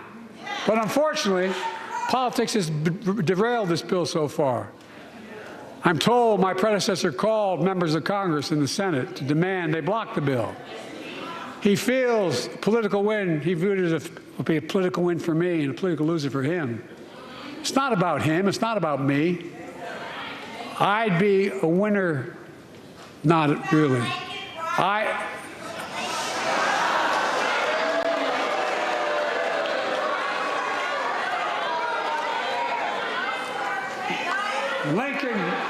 Lincoln Riley, an innocent young woman who was killed by an illegal. That's right. But how many of the thousands of people being killed by illegals? To her parents, I say, my heart goes out to you, having lost children myself. I understand. But look, if we change the dynamic at the border, people pay these smugglers $8,000 to get across the border because they know if they get by and let into the country, it's 6 to 8 years before they have a hearing. And it's worth taking the chance of the $8,000. But if it's only 6 weeks, the idea is it's highly unlikely that people will pay that money and come all that way knowing that they'll be able to be kicked out quickly. Folks, I would respectfully suggest my Republican friends owe it to the American people, get this bill done. We need to act now.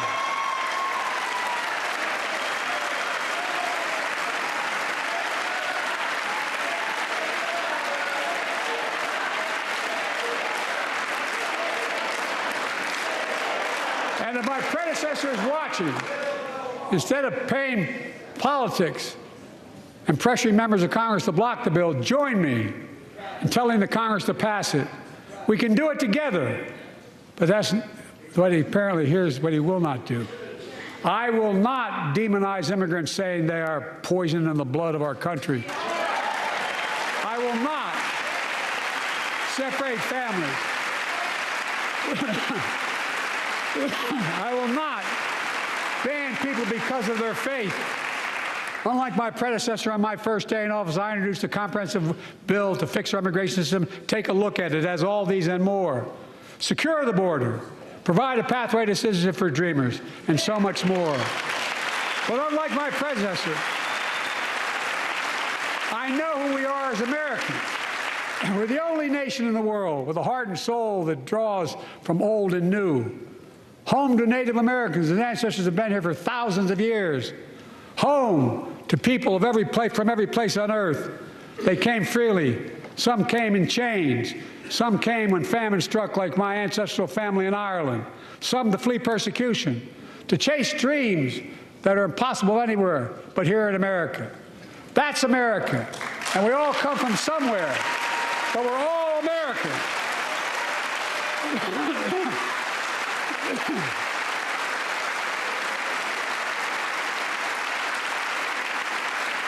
Look, folks, we have a simple choice. We can fight about fixing the border, or we can fix it. I'm ready to fix it. Send me the border bill now.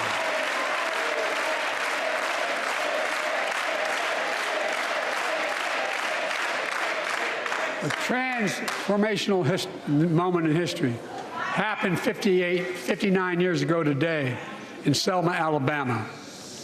Hundreds of foot soldiers for justice marched across the Edmund Pettus Bridge, named after the Grand Dragon of the Ku Klux Klan, to claim their fundamental right to vote.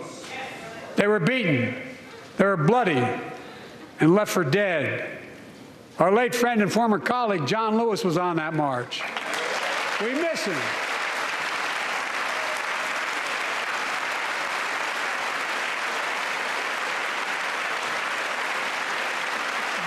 Joining us tonight are other marchers, both in the gallery and on the floor, including Betty Mae Fikes, known as the voice of Selma. The daughter of gospel singers and preachers, she sang songs of prayer and protest on that bloody Sunday to help shake the nation's conscience. 5 months later, the Voting Rights Act passed and was signed into law.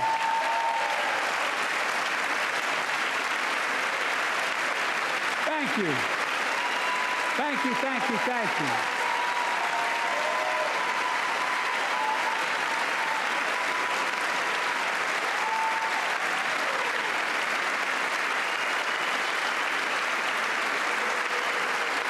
But 59 years later, there are forces taking us back in time. Voter suppression, election subversion, unlimited dark money, extreme gerrymandering. John Lewis is a great friend to many of us here, but if you truly want to honor him and all the heroes who marched with him, then it's time to do more than talk. Pass the Freedom to Vote Act, the John Lewis Voting Rights Act.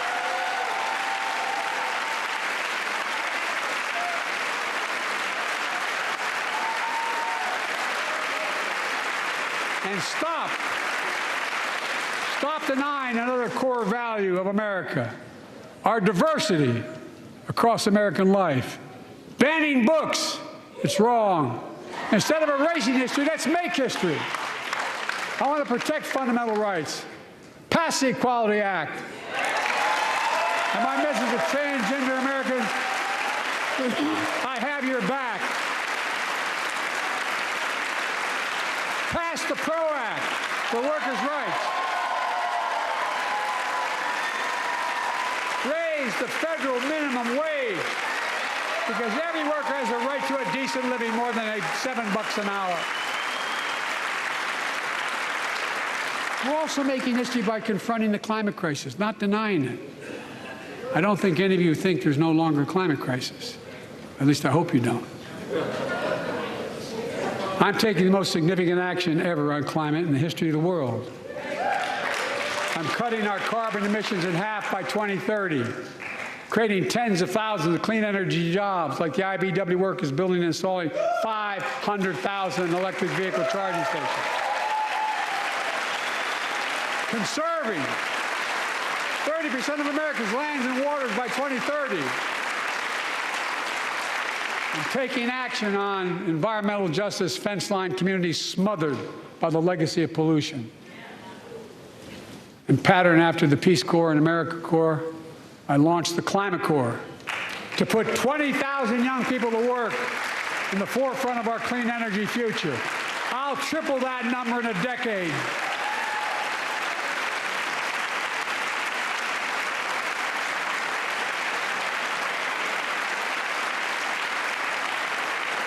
To state the obvious, all Americans deserve the freedom to be safe. And America is safer today than when I took office. Year before I took office, murder rates went up 30%. 30% they went up. The biggest increase in history. It was then, through my American Rescue Plan, which every American voted against, I might add, we made the largest investment in public safety ever. Last year, the murder rate saw the sharpest decrease in history. Violent crime fell to one of its lowest levels in more than 50 years. But we have more to do. We have to help cities invest in more community police officers, more mental health workers, more community violence intervention. Give communities the tool to crack down on gun crime, retail crime, and carjacking. Keep building trust, as I've been doing by taking executive action on police reform and calling for it to be the law of the land. Directing my cabinet to review the federal classification of marijuana and expunging thousands of convictions for the mere possession, because no one should be jailed for simply using or have it on their record. Take on crimes of domestic violence. I'm ramping up the federal enforcement of the Violence Against Women Act that I proudly wrote when I was a senator, so we can finally end the scourge against women in America.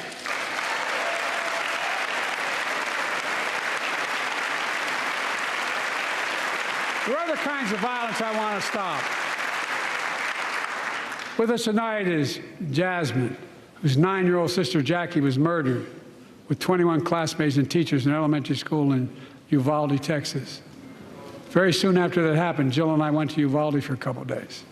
We spent hours and hours with each of the families.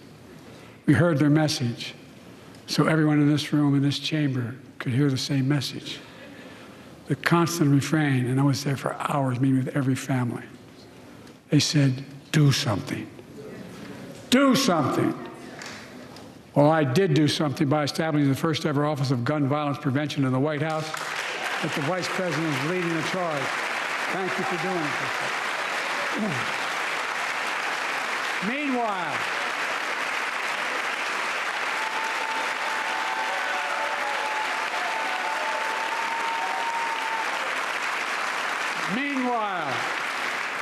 my predecessor told the NRA he's proud he did nothing on guns when he was president.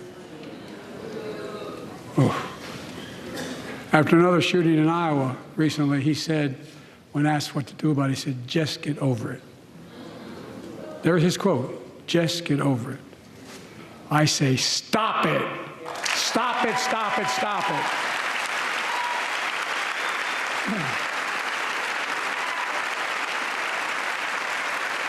I'm proud we beat the NRA when I signed the most significant gun safety law in nearly 30 years because of this Congress.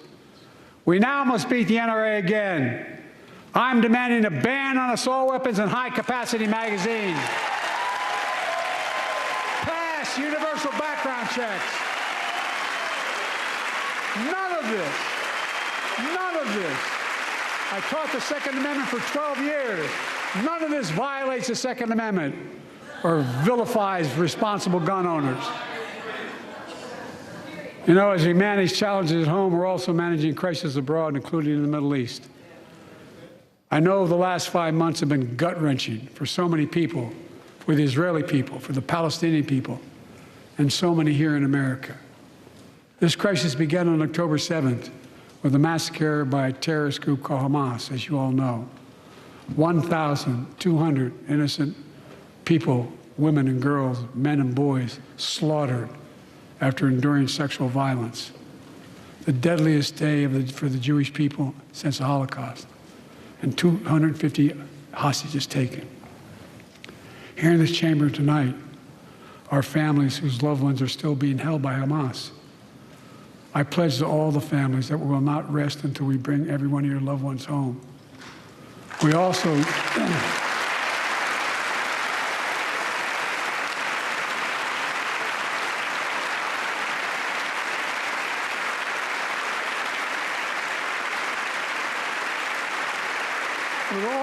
work around the clock to bring home Evan and Paul, Americans being unjustly detained by the Russians and others around the world. Israel has the right to go after Hamas. Hamas ended this conflict by releasing hostages, laying down arms, could end it by releasing the hostages, laying down arms, and surrendering those responsible for October 7th. But Israel has Israel has a added burden because Hamas hides and operates among the civilian population like cowards under hospitals, daycare centers, and all the like. Israel also has a fundamental responsibility, though, to protect innocent civilians in Gaza.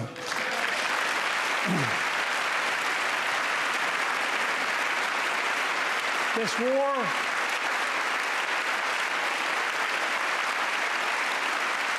has taken a greater toll on innocent civilians than all previous wars in Gaza combined.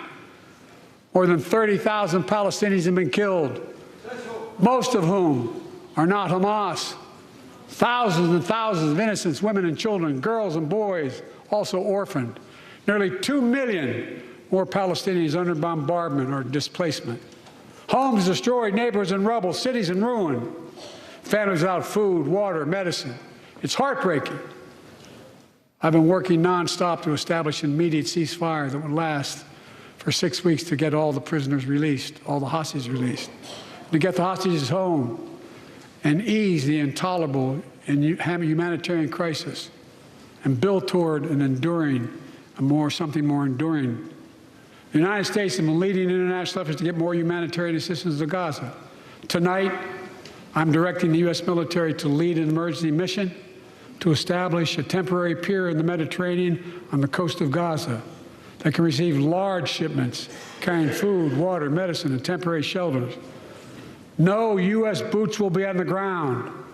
A temporary pier will enable a massive increase in the amount of humanitarian assistance getting into Gaza every day.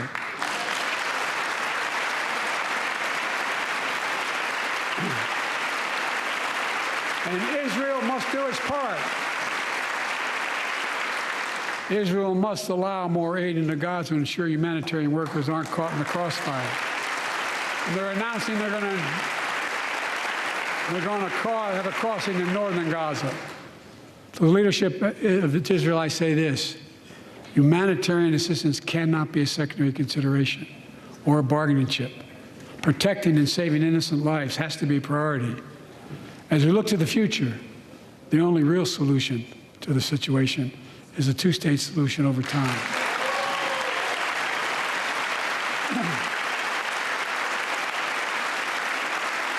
And I say this as a lifelong supporter of Israel. My entire career, no one has a stronger record with Israel than I do. I challenge any of you here. I'm the only American president of Israel in wartime. But there is no other path that guarantees Israel's security and democracy. There is no other path that guarantees that Palestinians can live in peace with peace and dignity. And there's no other path that guarantees peace between Israel and all of its neighbors, including Saudi Arabia, with whom I'm talking. Creating stability in the Middle East also means containing the threat posed by Iran. That's why I built a coalition of more than a dozen countries to defend international shipping and freedom of navigation in the Red Sea. I've ordered strikes to degrade the Houthi capability and defend U.S. forces in the region. As Commander-in-Chief, I will not hesitate to direct further measures to protect our people and our military personnel.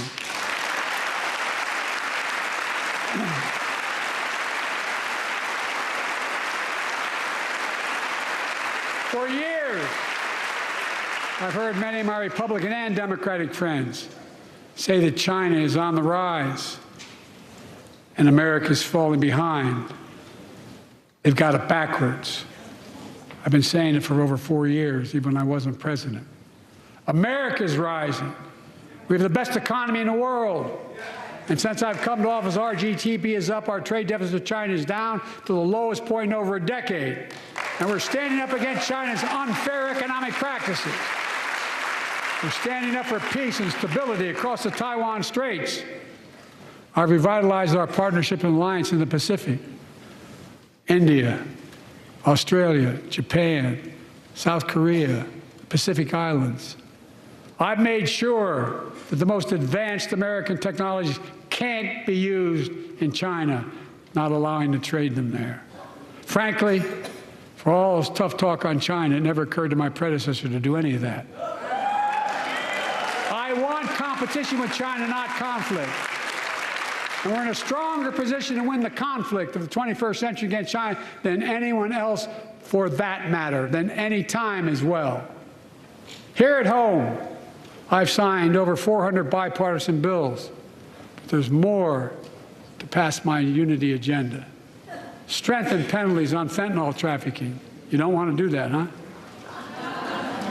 Pass bipartisan privacy legislation to protect our children online. Harness the promise of AI to protect us from peril. Ban AI voice impersonations and more. And keep our truly sacred obligation to train and equip those we send into harm's way and care for them and their families when they come home and when they don't.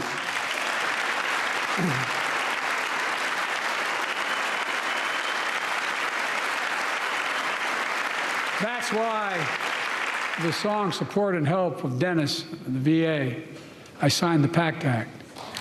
One of the most significant laws ever, helping millions of veterans exposed to toxins who now are battling more than 100 different cancers. Many of them don't come home, but we owe them and their families support.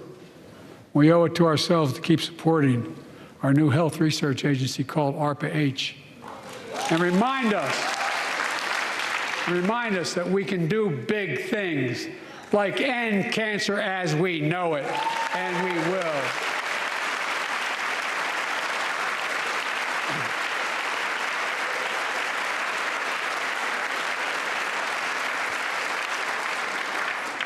Let me close with this.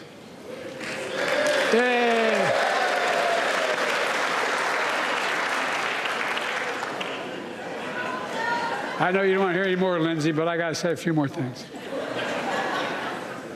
I know it may not look like it, but I've been around a while. When you get to be my age, certain things become clearer than ever. I know the American story. Again and again, I've seen the contest between competing forces in the battle for the soul of our nation, between those who want to pull America back to the past and those who want to move America into the future.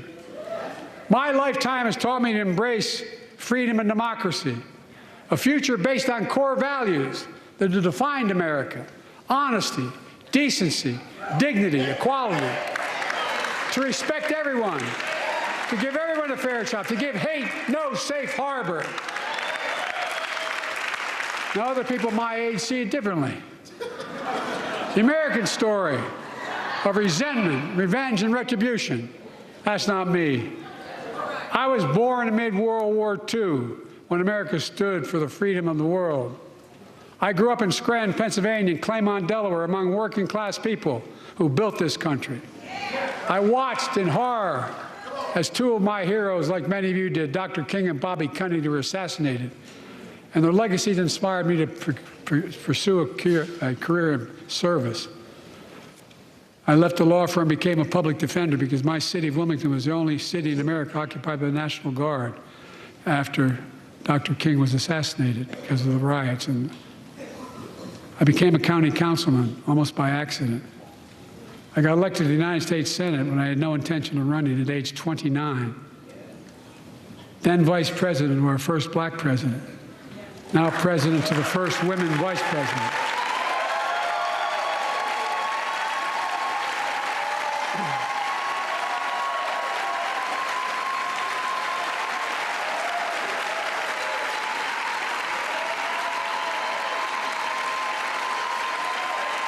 In my career, I've been told I was too young. By the way, they didn't let me on the Senate elevators for votes sometimes. Not a joke. And I've been told I'm too old. Whether young or old, I've always known what endures. I've known our North Star. The very idea of America is that we're all created equal and deserves to be treated equally throughout our lives. We've never fully lived up to that idea, but we've never walked away from it either. And I won't walk away from it now. I'm optimistic. I really am. I'm optimistic, Nancy.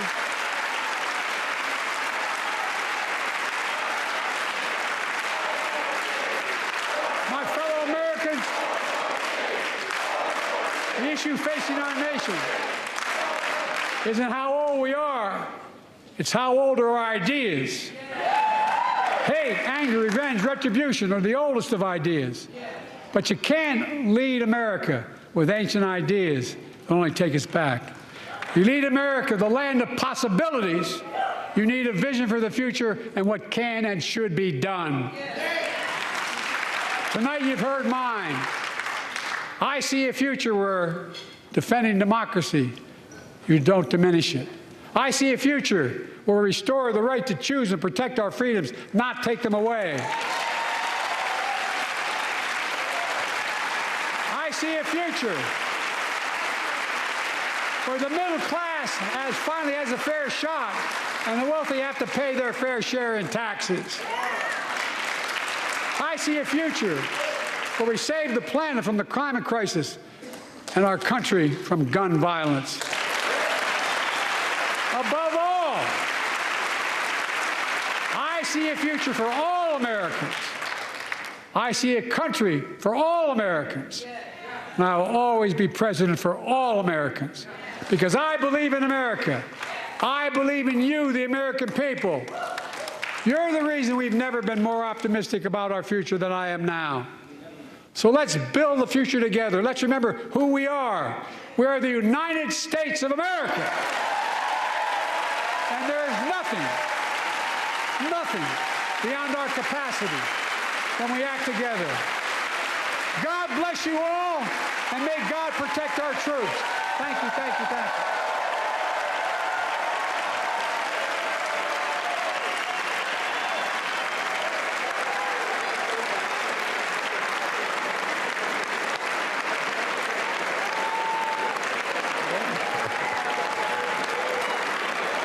Well, that was quite a speech. The state of our union is nasty, is what it felt like. Ed Henry here with Bianca de la Garza. I got to tell you, I've covered a lot of these. Covered Washington a long time. Never saw a speech that was so rambling. He mentioned my predecessor so many times without ever naming Donald Trump, but it was clear he was just on the attack, amped up, trying to show energy because of all of the suggestions that he's too old.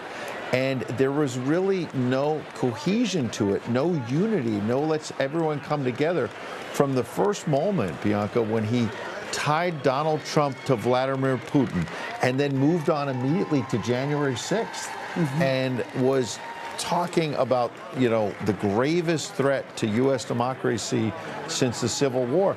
The tone from the beginning was just nasty, negative. It was, and of course, we knew he then would turn into IVF, Roe v. Wade, and make that pivot.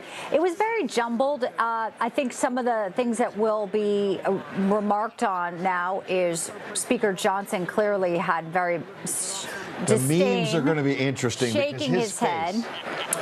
He did address Laken Riley, and some say he mispronounced her name, saying Lincoln Riley. Yeah, obviously, there's a football coach named Lincoln Riley, and so he appeared to have a gaffe. That's being noted. He also said, and I've lost my own child, which he tends to always bring up his personal reference instead of focusing on the grief of the family, saying I won't demonize all immigrants. That will be something. There was also a moment where he said the country's never been safer, which most people do not agree with. And then some people in the gallery shouted about the Marines, but then were escorted out. They were disrupting.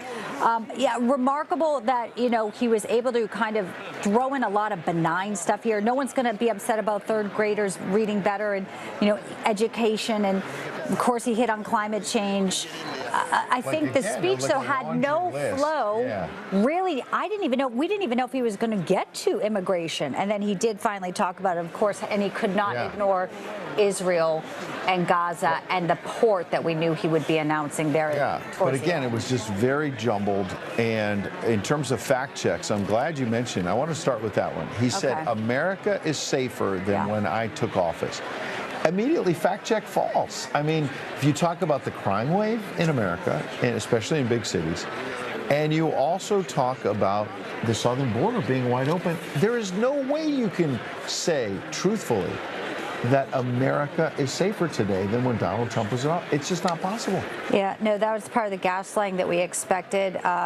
You know, he talked about how he's somebody who wants to defend democracy and restore trust. I mean, if you really want to fact check, you could say your administration's not accomplishing any of that. I would say another fact check Super aggressive clapping, too. Right. The left wanted to jump in and prop him up. Yeah. And I would fact check as well when he said everyone has to pay their fair share of taxes. I had a friend text me, what about Hunter? He didn't pay his taxes. Great point. And he's actually facing that federal charges in a Los Angeles courtroom coming up. Mark Thiessen is interesting. He's a Republican analyst, no fan of former President Trump, and yet he went on the attack and was on X saying, quote, as someone who helped write several State of the Unions, he worked for former President George W. Bush, and I covered him, and who reveres this important presidential institution, I'm stunned by this address, he wrote. It's an utter disgrace. And on top of that, I think we have a couple graphics before we bring in our first guest. Yes. We teed up, and you should start it, that former President Trump was going to be on Truth Social, and he was fact-checking in real time. I think we have some of them. Trump was talking about how he seemed angry. He did sort of yell. That's sort of where we knew he was going. The anger and shouting Trump truth is not helpful to bringing our country back together. I don't think that was something that Biden cared about. As you mentioned, he went after them. But Democrat or Republican, I've covered about 20 of these. Even if they don't mean it, they say, let's come together. Of course. He didn't bring the country together at all. Donald J. Trump right there. This is the longest walk in presidential history. It's ridiculous. Now it's actually, he's actually taking the selfies at the request. He's not a photographer. He's got to get moving. That was obviously on the way in. And he was right. It was like this whole thing was delayed. It was like a big joke at the beginning. And we have real problems. The country is in crisis right now. Exactly. And there was the moment where we know there'd also be empty seats for Laken Riley's parents that we did not see. But it's important that we note there were 2 empty seats for those parents who lost their child. And TG very forcefully tried to bring it to the force. I will say there wasn't, you know, I think he was trying to egg them on and incite them into giving more of a heckling, especially in the beginning. And, you know, there was decorum. Republicans shouted at him a little bit, but they mostly kept it in check. On the Laken Riley issue, that's another fact check, because Joe Biden was in the speech saying that he wants to fix the border, and I heard chants of fix it from the Democrat side. Right. And fact check right there, Bianca, the Democrats in Congress have done nothing in the Obama years, the Biden years now, to fix the border. And when Donald Trump, he had to do executive orders because they didn't want to pass legislation to fix the border. They've never wanted to do that. Dismantled it. And so MTG, Marjorie Taylor Greene, at one point was heard during the speech saying, say her name, Laken Riley. And so that's when he said, I'll say it, Lincoln Riley, and sort of seemed to mispronounce it, but he said it. Listen, he's 81 years old, the oldest president we've had. This was sort of the litmus test. Does he deserve another 4 years? Did he do it even for the people who support him? I think he fell very short. We want to bring in our first guest here now, opinion editor for Newsweek, Batya Ungar Sargon. Pleasure to have you, Batya. Thank you so much for having me. We just kind of did some highlights, lowlights, and everything in between. As we watched this, it really was his pitch to the country. Anything you take exception with in his speech tonight, or you'd like to pull out to our viewers from your perspective? I completely agree with what you both were saying about the lack of a sense of unity. This was clearly a campaign speech more than it was a State of the Union. And so he was trying to really ramp up the polarization, right, rather than trying to bring the country together. The topics he hit were, Ukraine, January 6th, abortion, climate change, voting rights, and gun control. This is the Democratic Party platform, and what you will notice about it is how little there is for Americans struggling to make it, struggling to feed their families. Anybody who has stood in the line at the grocery store took an item back when they heard the final tally from the cashier does not care about Ukraine except to wonder why all of our money is going there. I would say one more thing, which is there was one thing he talked about that I think has a lot of purchase with working class Americans, and that was prescription drugs and bringing down the price of prescription drugs. For Republicans who want to have a permanent majority in this country, they're 50% of the way there, right? You guys own immigration, which is extremely important to the working class because immigrants bring down their wages. But the other piece of the puzzle, healthcare, is also very important to a lot of Americans. And the Republicans really need to be seen, I think, as putting their own vision forward of how they're going to help struggling Americans on this front, because to me, that was the only moment in the speech where I thought, okay, that is something he has done that a lot of Americans are going to see in their pocketbooks and appreciate. Yeah, that's a great point. It's also a way to sort of take something out of their playbook, which is they like to create more fear that, your prices are going to go up, just like abortion's going to go away. This is a Democratic sort of tactic, if you will. And you're right, just like Republicans, sort of the messaging on abortion as well, or even now IVF, they've seized on that.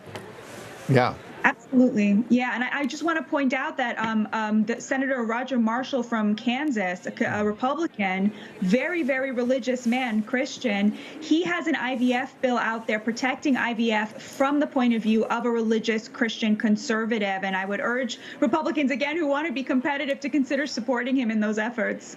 One last question. You had recently said that the left has betrayed women of Israel. He did announce the port. He did announce he talked about the only solution is a two-state solution. How do you think he handled that, knowing that there's a lot of pressure for him in re-election right now with how this conflict and the war in Israel goes?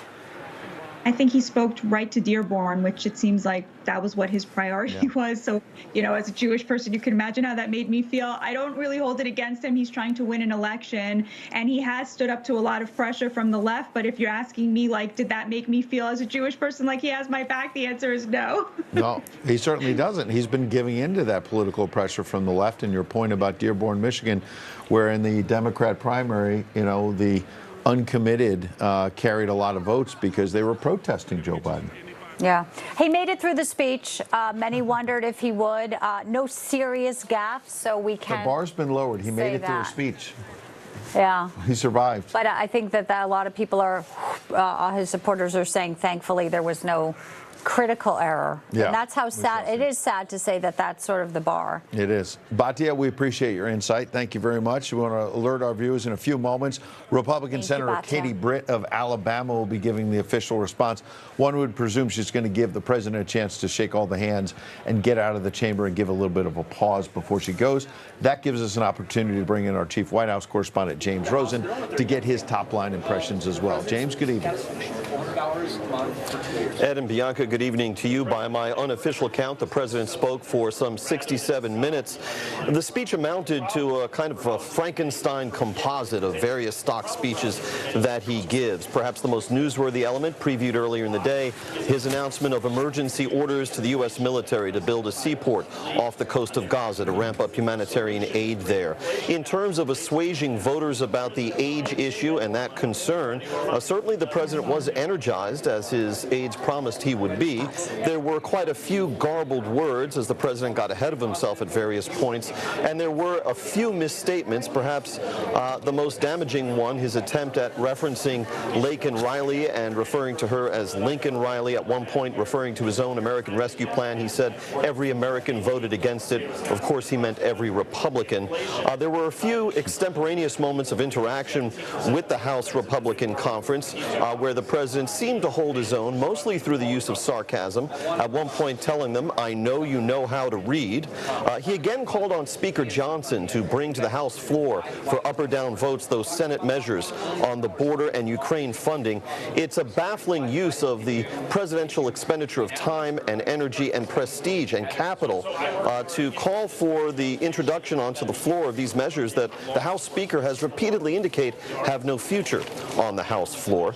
In short, it's unclear what this composite of Biden speeches will do to sway swing voters as we head into the full thick of the 2024 cycle. An even greater question is whether there are any persuadable voters, that is to say, voters who at this point have not made up their minds about Joe Biden or Donald Trump. Bianca and Ed. Thank you, James. We certainly appreciate it. Some great points from James because it's a campaign speech. He's trying to reframe an uphill battle for re-election. We all know that. It's going to be interesting to see Katie Britt and how she tries to reframe it herself. Exactly. And maybe she leans more into unity just to show the distance, Absolutely. you know, of where both parties are. Let's bring in our panel now. Erin Perini, Republican strategist and former New York Senate candidate Joe Pinion. Welcome in. Great to have you both with us live in our New York City studios there. Top line thoughts. He really glazed over crime and kind of just did gaslighting. Joe, I'll start with you, trying to sell Americans that our country is the safest it has been. And there was a little bit of noise and he was like, really? What were some of your thoughts on where Biden took this campaign speech / State of the Union? I think it was one of the more obnoxious, dishonest State of the Unions, certainly in my adult lifetime, I would venture to say of all time. Is that a reflection of the country? Is that a reflection of the man? I would hearken to say that it is both. I remind people constantly, this is a man who quoted Abraham Lincoln in his inauguration, said his whole soul was in uniting this country. And everything he has done since giving that dishonest speech has been to divide this nation. He has vilified the other side. He has not tried to find common place and common cause with individuals that are not already members of his party, or more specifically, not members of his party who are in lockstep with him. And so, yes, it's quite clear, listening to that speech, the first thing out of your mouth is probably the last thing you're going to close with as you try to get reelected. He believes that Ukraine is his pathway to reelection. He believes abortion is his pathway to reelection. He believes he can convince the American people that Republicans are the ones who do not want to secure the border, and he is the one working tirelessly to get the migrant crisis in check. So I would think, again, that I am praying not for Lincoln Riley, the football coach for USC. I'm praying for the families like Laken Riley's family who have had to deal with the reality of Joseph Robinette Biden's America, where he has flung the doors open. He has called it the new Ellis Island. It's an island of despair that we are all living through because they don't seem to actually care about reality. They care about whatever they can get away with telling the American people. No doubt. And Aaron, you know, I think we've had the best coverage, but I did peek over at the Babylon Bee, and I have to compliment them because they said live look at the State of the Union, and it was a dumpster fire. There were like flames coming out of a dumpster, and I think they might have nailed it. What do you think, Aaron?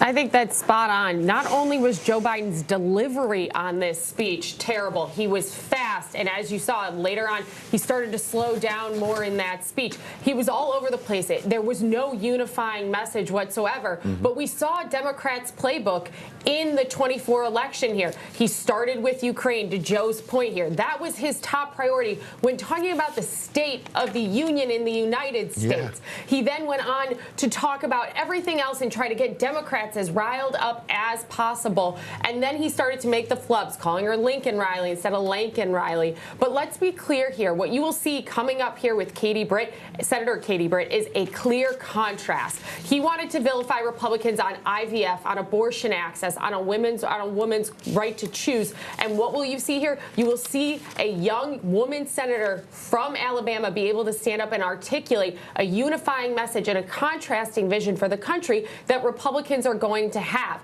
This is something that will be a very clear scene setter moving forward into the 24 election. That was not a State of the Union speech. This was not about where the country is. This was a Joe Biden political speech. And if Donald Trump had given that speech, you would have seen other networks like CNN or MSNBC cut away from that speech. And you didn't see that because this was Joe Biden and he's a Democrat. Yeah, it absolutely. And, you know, we sat through it and it would have been cut away with exactly if it was vice versa on the other side. But at the end of the day, I do think there are people who are saying, OK, this is your pitch. You know, he skipped out on the Super Bowl interview, which is a way he could have connected with bigger audience, real Americans, sitting down with Gayle King, I believe. That's not hard hitting. So this is sort of one of our rare chances to get to watch him. And you're right about the issues he crafted. And we talked about why it was sort of started that way, J6 and going on. But the big question is, do we want him for another 4 years? And in a strange way, this, I think, just helped Donald Trump tonight. It just made it so clear that the future, if you go this way, even to Americans who may have supported him before, blacks and Latinos, he's not the guy, Joe. Well, look, I think there's so much to break down. I think every topic he broached, there was a kernel of truth that was shrouded in a just absolute forest of dishonesty. Everything that he started talking about education. He wanted to have a head start for this, you know, for obviously the children who need it. But ignores the fact that we have decades of information that tells us that the Head Start does not work. Kids have already fallen behind by 4th grade. And on his watch, we're looking at children all across this country who cannot read or do math at grade level. So, yes, I think, long story short, he just confirmed that he has no solutions. His only plan is to gaslight America with January 6th, January 6th. And by the way, have you heard about that thing called abortion? That's right, and they're going to keep doing that. Aaron, Joe, we appreciate it. We got to cut it short because we got to get live to Capitol Hill, getting ready for Senator Katie Britt and the official response. Thank you both for your insights as always. But we also want to bring in now Republican Congresswoman Kat Cammack from the great state of Florida. Congresswoman, what kind of a State of the Union did you hear? Because we've been sitting here, Bianca and I wonder, I didn't even hear him say the State of the Union is strong. Maybe he snuck it in somewhere. It was so nasty, so negative. I couldn't see the positive vision. Oh, my goodness. I have to tell you, being in the room, being in the chamber, it was one of the most disorienting experiences. A lot of yelling, rushed speaking very fast. I mean, then dropping it down to a whisper and then screaming again. It was very, very disorienting. But I think it's always very telling when someone starts out their speech, right? The first thing that they want to mention, it should be their top priority. Well, in this case, it was Ukraine. So instead of it being about the state of the United States and the union of our states, it was about Ukraine. He seemed more concerned with Ukraine than our own border. He seemed more concerned with turning this into a political stump speech than actually addressing the failures and the real challenges that our people here in the country are facing. So it was a stump speech, it was a campaign speech, and it was not something that ever should have been covered. In fact, I think the networks should send him a bill because they literally gave him so much free airtime that they never would have done that for President Trump. You and I both know that. But let's be honest, this was laughable. And when you think about all the lies that were told in this speech, man, community notes on Twitter is going to be on fire for the next 24 hours. Sorry, Kat. Katie Britt has started her response. Let's listen in. My daughter Bennett and my son Ridgway are why I ran for the Senate. I'm worried about their future and the future of children in every corner of our nation. And that's why I invited you into our home tonight. Like so many families across America, my husband Wesley and I just watched President Biden's State of the Union address from our living room. And what we saw was the performance of a permanent politician who has actually been in office for longer than I've been alive. One thing was quite clear, though. President Biden just doesn't get it. He's out of touch. Under his administration, families are worse off, our communities are less safe, and our country is less secure. I just wish he understood what real families are facing around kitchen tables just like this one. You know, this is where our family has tough conversations. It's where we make hard decisions. It's where we share the good, the bad, and the ugly of our days. It's where we laugh together, and it's where we hold each other's hands and pray for God's guidance. And many nights, to be honest, it's where Wesley and I worry. I know we're not alone. And so tonight, the American family needs to have a tough conversation, because the truth is, we're all worried about the future of our nation. The country we know and love seems to be slipping away, and it feels like the next generation will have fewer opportunities and less freedoms than we did. I worry my own children may not even get a shot at living their American dreams. My American dream allowed me, the daughter of 2 small business owners from rural Enterprise, Alabama, to be elected to the United States Senate at the age of 40. Growing up, sweeping the floor at my dad's hardware store and cleaning the bathroom at my mom's dance studio, I never could have imagined what my story would entail. To think about what the American dream can do across just one generation, in just one lifetime, it's truly breathtaking. But right now, the American dream has turned into a nightmare for so many families. The true, unvarnished state of our union begins and ends with this. Our families are hurting. Our country can do better. And you don't have to look any further than the crisis at our southern border to see it. President Biden inherited the most secure border of all time. But minutes after taking office, he suspended all deportations, he halted construction of the border wall, and he announced a plan to give amnesty to millions. We know that President Biden didn't just create this border crisis, he invited it with 94 executive actions in his first 100 days. When I took office, I took a different approach. I traveled to the Del Rio sector of Texas. That's where I spoke to a woman who shared her story with me. She had been sex trafficked by the cartels starting at the age of 12.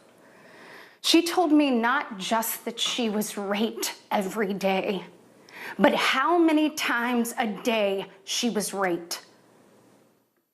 The cartels put her on a mattress in a shoebox of a room, and they sent men through that door over and over again for hours and hours on end. We wouldn't be okay with this happening in a third world country.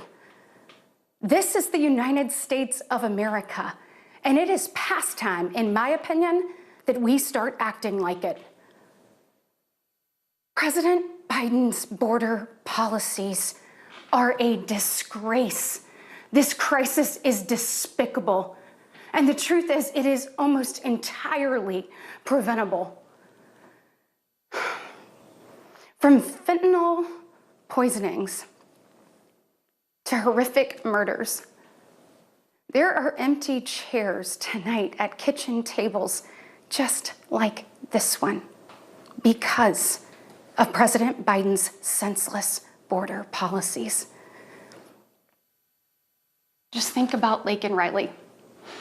In my neighboring state of Georgia, this beautiful 22-year-old nursing student went out on a jog one morning, but she never got the opportunity to return home. She was brutally murdered by one of the millions of illegal border crossers President Biden chose to release into our homeland. Y'all, as a mom, I can't quit thinking about this. I mean, this could have been my daughter. This could have been yours. And tonight, President Biden finally said her name. But he refused to take responsibility for his own actions. Mr. President, enough is enough. Innocent Americans are dying, and you only have yourself to blame. Fulfill your oath of office, reverse your policies, end this crisis, and stop the suffering.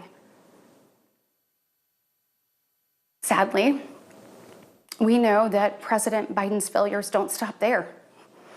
His reckless spending dug our economy into a hole and sent the cost of living through the roof. We have the worst inflation in 40 years and the highest credit card debt in our nation's history. Let that sink in. Hardworking families are struggling to make ends meet today.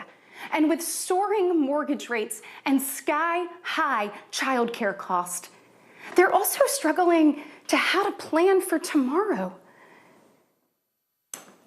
The American people are scraping by, while President Biden proudly proclaims that Bidenomics is working. Goodness, y'all, bless his heart, we know better. I'll never forget stopping at a gas station in Chilton County one evening. The gentleman working the counter told me that after retiring, he had to pick up a job in his 70s so that he didn't have to choose between going hungry or going without his medication. He said, I did everything right. I did everything I was told to do. I worked hard, I saved, I was responsible. He's not alone. I hear similar concerns from fellow parents, whether I am walking with my friends or whether I'm at my kids' games. But let's be honest, it's been a minute since Joe Biden pumped gas, ran a carpool, or even pushed a grocery cart. Meanwhile, the rest of us see our dollar and we know it doesn't go as far. We see it every day. And despite what he tells you, our communities are not safer. For years, the left has coddled criminals and defunded the police, all while letting repeat offenders walk free. The result is tragic, but foreseeable. From our small towns to America's most iconic city streets, life is getting more and more dangerous. And unfortunately, President Biden's weakness isn't just hurting families here at home. He is making us a punchline on the world stage. Look, where I'm from, your word is your bond. But for 3 years, the president has demonstrated that America's word doesn't mean what it used to. From abandoning our allies in his disastrous withdrawal from Afghanistan to desperately pushing another dangerous deal with Iran, President Biden has failed. We've become a nation in retreat, and the enemies of freedom, they see an opportunity. Putin's brutal aggression in Europe has put our allies on the brink. Iran's terrorist proxies have slaughtered Israeli, Jews, and American citizens. They've targeted commercial shipping, and they've attacked our troops nearly 200 times since October. killing 3 U.S. soldiers and 2 Navy SEALs. Meanwhile, the Chinese Communist Party is undercutting America's workers. China is buying up our farmland, spying on our military installations, and spreading propaganda through the likes of TikTok. You see, the CCP knows that if it conquers the minds of our next generation, it conquers America. And what does President Biden do? Well, he bans TikTok for government employees, but creates an account for his own campaign. Y'all, you can't make this stuff up. Look, we all recall when presidents faced national security threats with strength and resolve. That seems like ancient history. Right now, our commander-in-chief is not in command. The free world deserves better than a dithering and diminished leader. America deserves leaders who recognize that secure borders, stable prices, safe streets, and a strong defense are actually the cornerstones of a great nation. Just ask yourself, are you better off now than you were 3 years ago? There's no doubt we're at a crossroads, and it doesn't have to be this way. We all feel it. But here's the good news. We, the people, are still in the driver's seat. We get to decide whether our future will grow brighter or whether we'll settle for an America in decline. Well, I know which choice our children deserve, and I know the choice the Republican Party is fighting for. We are the party of hard-working parents and families, and we want to give you and your children the opportunities to thrive. And we want families to grow. It's why we strongly support continued nationwide access to in vitro fertilization. We want to help loving moms and dads bring precious life into this world. Wesley and I believe there is no greater blessing in life than our children.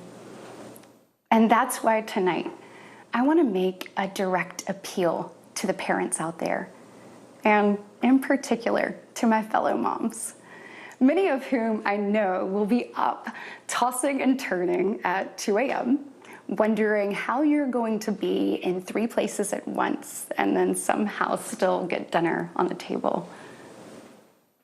First of all, we see you, we hear you, and we stand with you. I know you're frustrated.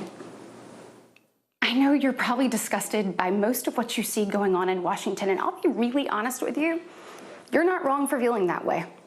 Look, I get it. The task in front of us isn't an easy one, but I can promise you one thing. It is worth it.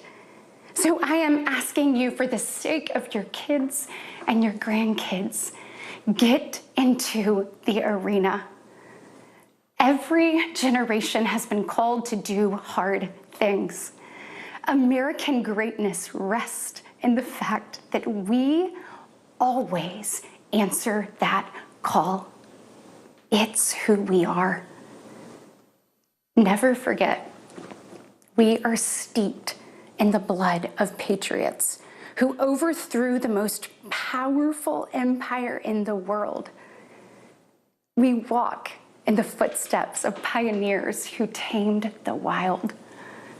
We now carry forward the same flame of freedom as the liberators of an oppressed Europe. We continue to draw courage from those who bent the moral arc of the universe. And when we gaze upon the heavens, never forget that our DNA contains the same ingenuity that put man on the moon. America has been tested before, and every single time we've emerged unbowed and unbroken. Our history has been written with the grit of men and women who got knocked down. But we know their stories because they did not stay down. We are here because they stood back up. So now it's our turn, our moment to stand up and prove ourselves worthy of protecting the American dream. Together, we can reawaken the heroic spirit of a great nation. Because America, we don't just have a rendezvous with destiny. We take destiny's hand and we lead it. Our future starts around kitchen tables just like this, with moms and dads just like you. And you are why I believe with every fiber of my being that despite the current state of our union, our best days are still ahead. May God bless you, and may God continue to bless these United States of America. All right. And she ended with God bless America, which many people were texting me they didn't hear Joe Biden say at the end of his speech. Ed Henry, along with Bianca de la Garza. That was Senator Katie Britt, a young senator from Alabama, 42 years old, said to potentially be on the short list for a potential VP candidacy with former President Donald Trump. How do you think she did? Well, I think it was a perfect choice for the Republicans, too. She's young. She's a mom. She's sitting at a kitchen table talking about things that a lot of women can relate to, and especially being from Alabama, which had the most recent controversy when it comes to women's reproduction, which, the Democrats want to, glom onto abortion. Now it's IVF, and she clearly put out how she supports IVF. I think you'll either love her or dislike her, depending on maybe your affiliation of what party you are. But I think a lot of pressure probably on her to deliver that speech tonight. She was eloquent. She was well-spoken. She didn't make any mistakes. And again, what a contrast between the 81-year-old Joe Biden. Some thoughtful moments. And she did hit on the sex trafficking of children, stories, personal stories. She talked about the tough conversation, Joe Biden's failures. And, I do think that if you didn't know who she was before, you know her now. As always, a moment of history that we just sort of watched here. Absolutely. On top of another one we saw a few hours ago. It was a Joe Biden. Wild speech earlier. So Truly. let's get some reaction to both speeches. From Montana, Congressman Ryan Zinke. Of course, he was also a member of then-President Donald J. Trump's cabinet. Mr. Secretary, Mr. Congressman, welcome. You're with Ed and Bianca. Good to see you. Welcome. Great to be with you. I thought tonight the president's energy was high, but unexpected in content. What I heard was a lot of tax and even an incredible amount of spending on steroids, I would say. Wow. What did you think of Katie Britt? She's somebody who's talked about as a potential VP running mate. I'm getting a little bit of reaction from friends out there watching saying, on one hand, it's great to see a new face for Republicans. No offense to you and I, but not another old white guy. Let's see some fresh faces. That's good. But there were also moments where she was a little intense in her delivery. What were your thoughts? I think she gave an address from the heart. I think she reached, a lot of the audience. She's younger. I think she's an exciting candidate, and I think she's part of a new Republicans. I can tell you, Tim Sheehy in Montana, he's running for the Senate. He's also very young, extraordinarily talented, and so the Republicans have a deep bench and exciting, I would say, the new generation of leadership. Like the Democrats who are doubling down and all in on Joe Biden. Tonight, even the way he ended, he talked about he knows the North Star, but many will say this speech lacked the vision, lacked sort of the reality that Americans are living in, Congressman, saying that crime is not as bad as it is, talking about how he won't demonize immigrants. Sure, but we don't want people coming into our country on the terrorist watch list here with talking about fast-tracking cases. It all seemed upside down from the reality we're living in. Well, yeah, it was aside from, it was almost delusional in just the amount of spending. So you do a review, he's going to pay your mortgage, he's going to pay pharmacies, he's going to add new programs, he's going to pay for education. It goes on and on and on. He didn't mention $34 trillion worth of debt, and he didn't mention that, oh, by the way, I have full power to shut down the border. I have the power as the president to stop the border, to secure it, but he chooses not to. Instead, he throws a snowball at the Republicans. You know, the answer to the border, quite frankly, is H.R. 2, and, you know, follow our lead.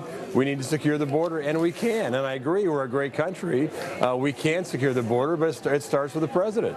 Yeah, and he went through dozens of executive orders reversing Trump policies that were working. You were in that cabinet, and you know it. Congressman Ryan Zinke, you're now in the House, obviously. We appreciate your time tonight. Thanks for coming on. Certainly do. Thank you, Congressman. Well, thank you, and God bless. God bless as well. Thank you. Let's bring in senior political analyst Rick Santorum and Republican strategist Aaron Perini. We got to see Aaron a little while ago. First time we're getting a chance to see the senator. Welcome back to you both. Senator, let's start with you. The contrast that you saw tonight in these two speeches. Well, President Biden's speech, I've been to 16 State of the Unions, and I have never experienced a State of the Union that was that contentious, that partisan, that political. And when I say political, I mean not mentioning by name, but mentioning his predecessor and alluding to him even, I think it was 13 times, but alluding to him even more than that. And drawing contrasts, and it was a campaign stump speech in many respects, grafted onto a State of the Union address where Ryan's right, Congressman Zinke's right that there was a laundry list of new spending, but every Democratic president, Bill Clinton, Barack Obama, you name it, they all have laundry lists of the government's going to do everything for you. Yeah. This is sort of standard fare. So I wasn't really shocked by that. One of the things I was shocked by is that it wasn't until the very last thing he said in the speech before he closed where he even mentioned veterans and never mentioned the military, never mentioned our Department of Defense, never talked about the threats that we're confronting and how we have to strengthen our military. Not a single word when we're at war. I mean, we've got wars in Ukraine, we got war, and not a single word about that. It was really, to me, just stunning as to that this was a speech, not a State of the Union. You can't have a State of the Union address as president when your major function as president is the national security of the country and never mention national security. And what he did was he gave a campaign speech to talk to his base, and it was just focused on the base. He didn't expand it at all. Having said that, the Republican response to, when I say not Katie Britt's response, I'm going to get that in a second, but the way the Republicans responded, I can't be too upset with him in the sense that he didn't give them a lot of lines to applaud. But I think the heckling, I'm sorry. This is a State of the Union address. If the president wants to go off script and be a partisan hack, fine. That's not for us to do. That's not for Republicans to do. Yeah. I think the heckling and all that kind of stuff, I just think shows badly. And it's one of those things where if someone's committing suicide, don't get in their way. And I think President Biden was giving a very damaging speech for him tonight. But by Republicans being, cantankerous and shouting and mocking, you basically give him an out. Okay, these guys are just as bad. And so I just think it was a mistake. I know Speaker Johnson, who sat there very calmly and nodded and politely applauded sometimes, he stood twice. Republicans stood two times, once on John Lewis to give him a nod, and then second on the hostages being released in Israel. Yeah. And those are really the only two applause lines President Biden gave to the other side, which is remarkable. I mean, I just can't, I'm sorry, I'm being a little hyperbolic here, but it's just, I've never seen a speech where you're there to talk about the state of the union and you give something that is just so highly divisive and partisan. You're right. I mean, my predecessor 13 times, inflation, you know, right into J6, the darkest of days. And to your point, Senator Santorum, when we're in conflicts around the globe and we're reporting on fatalities with Houthi attacks in the Red Sea yesterday, not a word. He compared Ukraine to J6. I mean, you know, that was an invasion, you know, the Russia's invasion of Ukraine, and he launched, it really launched right into J6, basically comparing the two. So he really, you know, other than Ukraine, which I don't think was, I thought it was actually a smart start for him, because it is more of a bipartisan issue, and I thought he, you know, most Republicans support aid to Ukraine, most Democrats support aid to Ukraine, the country generally supports it, now by narrow margin, but still a majority. So it was a good way to start, but then boom, partisan and hammering people, and he didn't let up till the end. But the fact is, too, and I think we've all discussed this, for him to talk about these events would also give more credence and credibility to the fact that he's the reason they have unfolded. His weakness, his appeasement of Iran, his canceling of Keystone pipelines, canceling of executive orders for the border. It's all led us here. So, Aaron, if he acknowledges this and actually talks about the real State of the Union, in effect, it is admitting his complicitness in it. It would be admitting it, but also a mea culpa from the president to say we have come up short. There are families grieving this evening because their child was killed because of crime or because of fentanyl crossing the border, and we can do better as a country. That would have been a unifying message. It would have been one to bring people to the table. But instead, he chose to take politics. He blamed Republicans for the border crisis.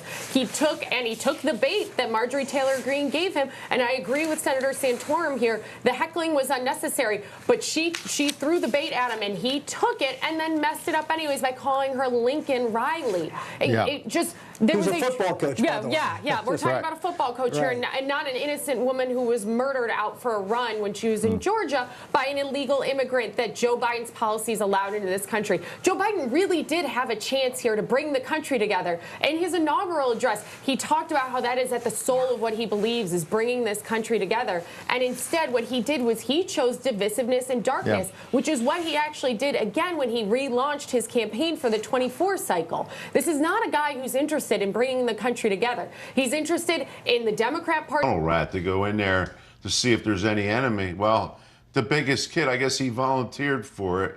He went down into the tunnel, and that's when he slipped and broke both of his heels.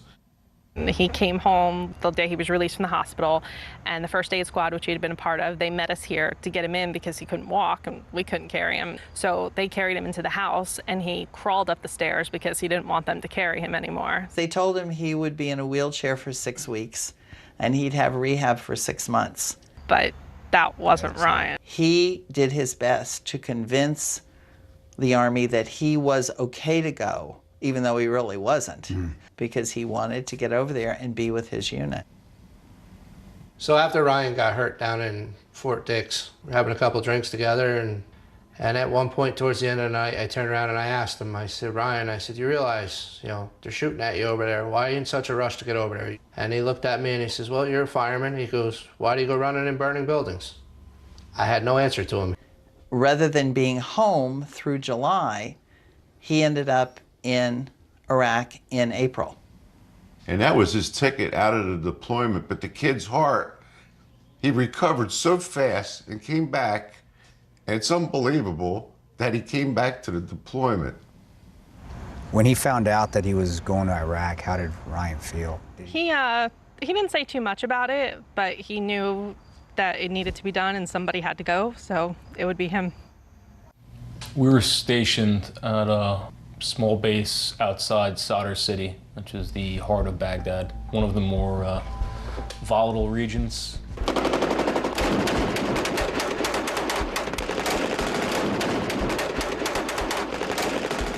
We were Charlie Company, and everyone out there knew who Charlie Company was. We were the Jersey guys.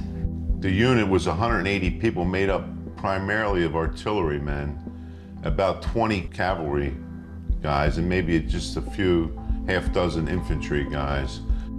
We were a unit comprised of a lot of different types of people from all different walks of life.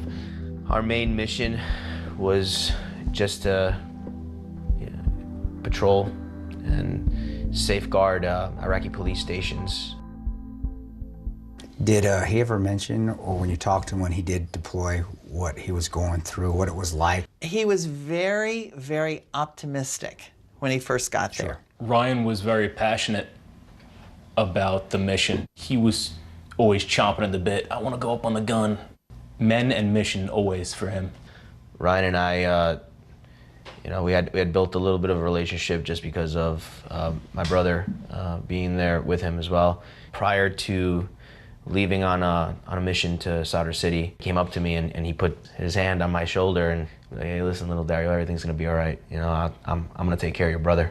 It was a very difficult time, especially for guard units. They did not have the equipment. And they were doing jobs that they were out of their scope of duties. He was an artilleryman, and they retrained them to be MPs. Yeah.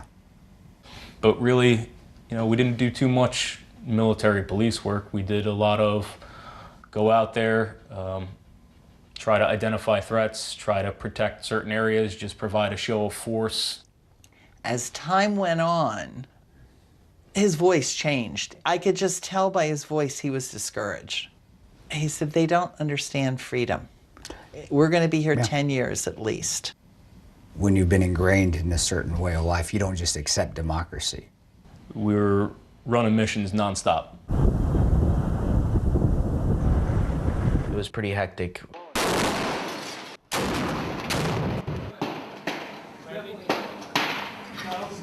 Especially in the April to June, July timeframe in 2004. Our unit suffered a loss as a result of an IED ambush on June 4th with Chris Duffy and Frank Carville.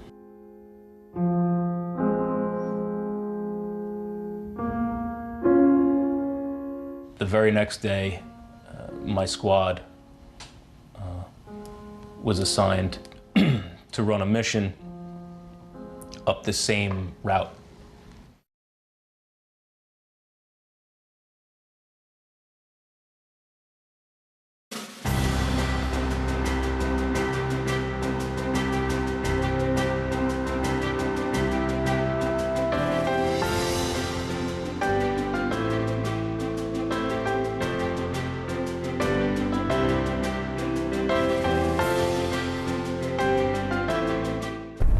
If we look to the answer as to why for so many years we achieved so much, prospered as no other people on earth, it was because here in this land we unleashed the energy and individual genius of man to a greater extent than has ever been done before.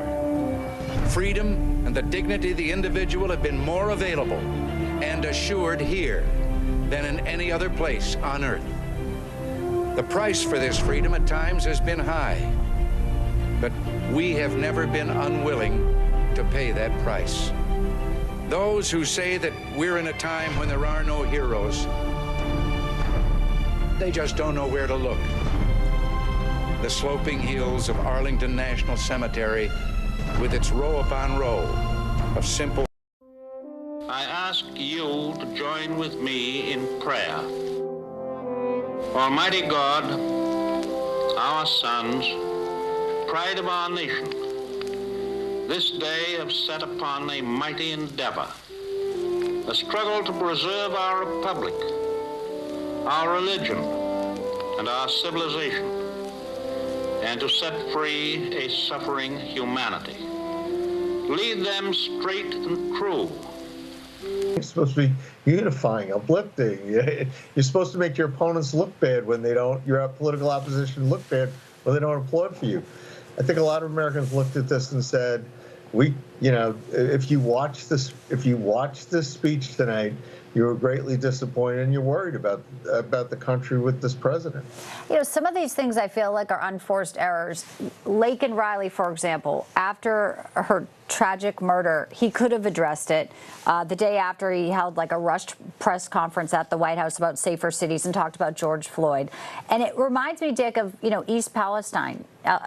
He also could have gone there right away, and he didn't do it. So there have been judgments and calls by this administration that truly make people wonder, do they even care about us as Americans, which feeds into exactly why you're saying he's not talking about these issues that Americans do care about: safety, crime, education, and also immigration. They laugh at it on MSNBC. They laughed that Virginia was worried about immigration. They said, "Oh, build a wall with West Virginia." That's who the Democrats are today. They're the elites, where the GOP really is the overlooked and the working men and women of America. Yeah, I think you're quite right. Did they say that about West Virginia? That's pretty cool. They want to keep Joe Manchin walled off. But I think that Americans are still saying all of the problems we have are imported into the United States. They're imported by the illegal immigrants who bring the drugs, who create the unemployment, who stoke the inflation, and who are bringing in the fentanyl and the violence and all that stuff. And that all we have to do is really turn off that spigot that Biden turned on. And he goes through the whole speech and never alludes to it, never mentions it, and acts like the problem doesn't exist. Absolutely. John, last word from you. We've got about a minute. I mentioned Katie Britt. Dick said that she probably did catch the former president's eye.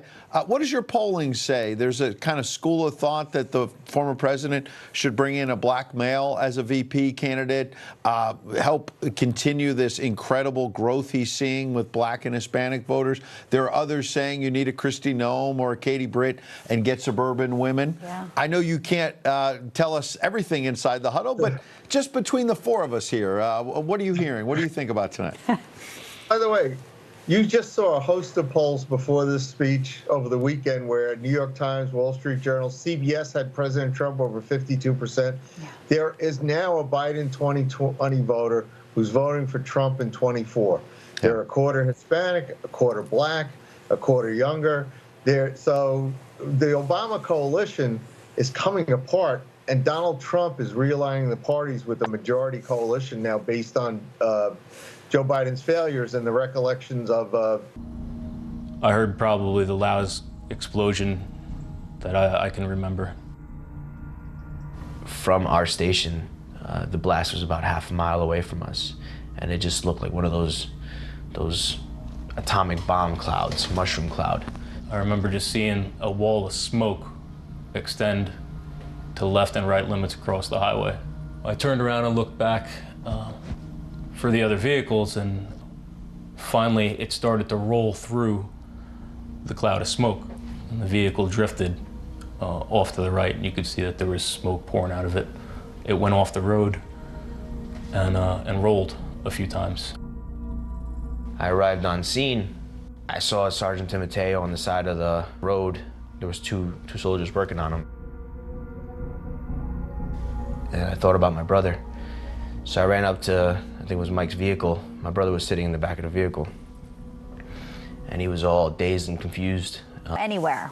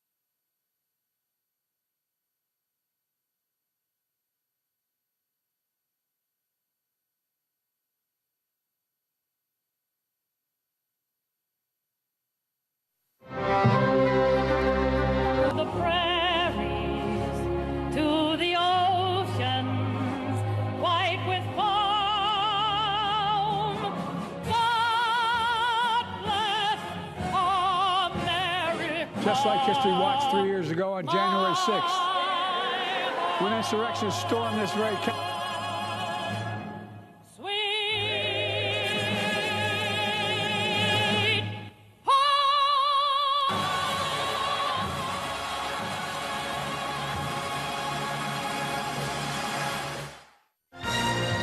It took 34 years to build, but on August 15, 1914, the Panama Canal was officially opened for business and was quickly crowned one of the 7 wonders of the modern world. President Theodore Roosevelt believed the completion of the canal was essential to American security and prosperity, so he negotiated with the French to purchase the canal's properties and dredging equipment. But when negotiations with Colombia over a canal treaty broke down, Roosevelt backed a local bloodless revolution that lasted only a few hours. And on November 3, 1903, the nation of Panama was born. With the opening of the Panama Canal, the Atlantic and Pacific Oceans were joined, reducing a ship's journey from New York to San Francisco by 9,000 miles. Roosevelt's vision made the canal a reality, and the feat helped make America a world power. You're watching An American Moment.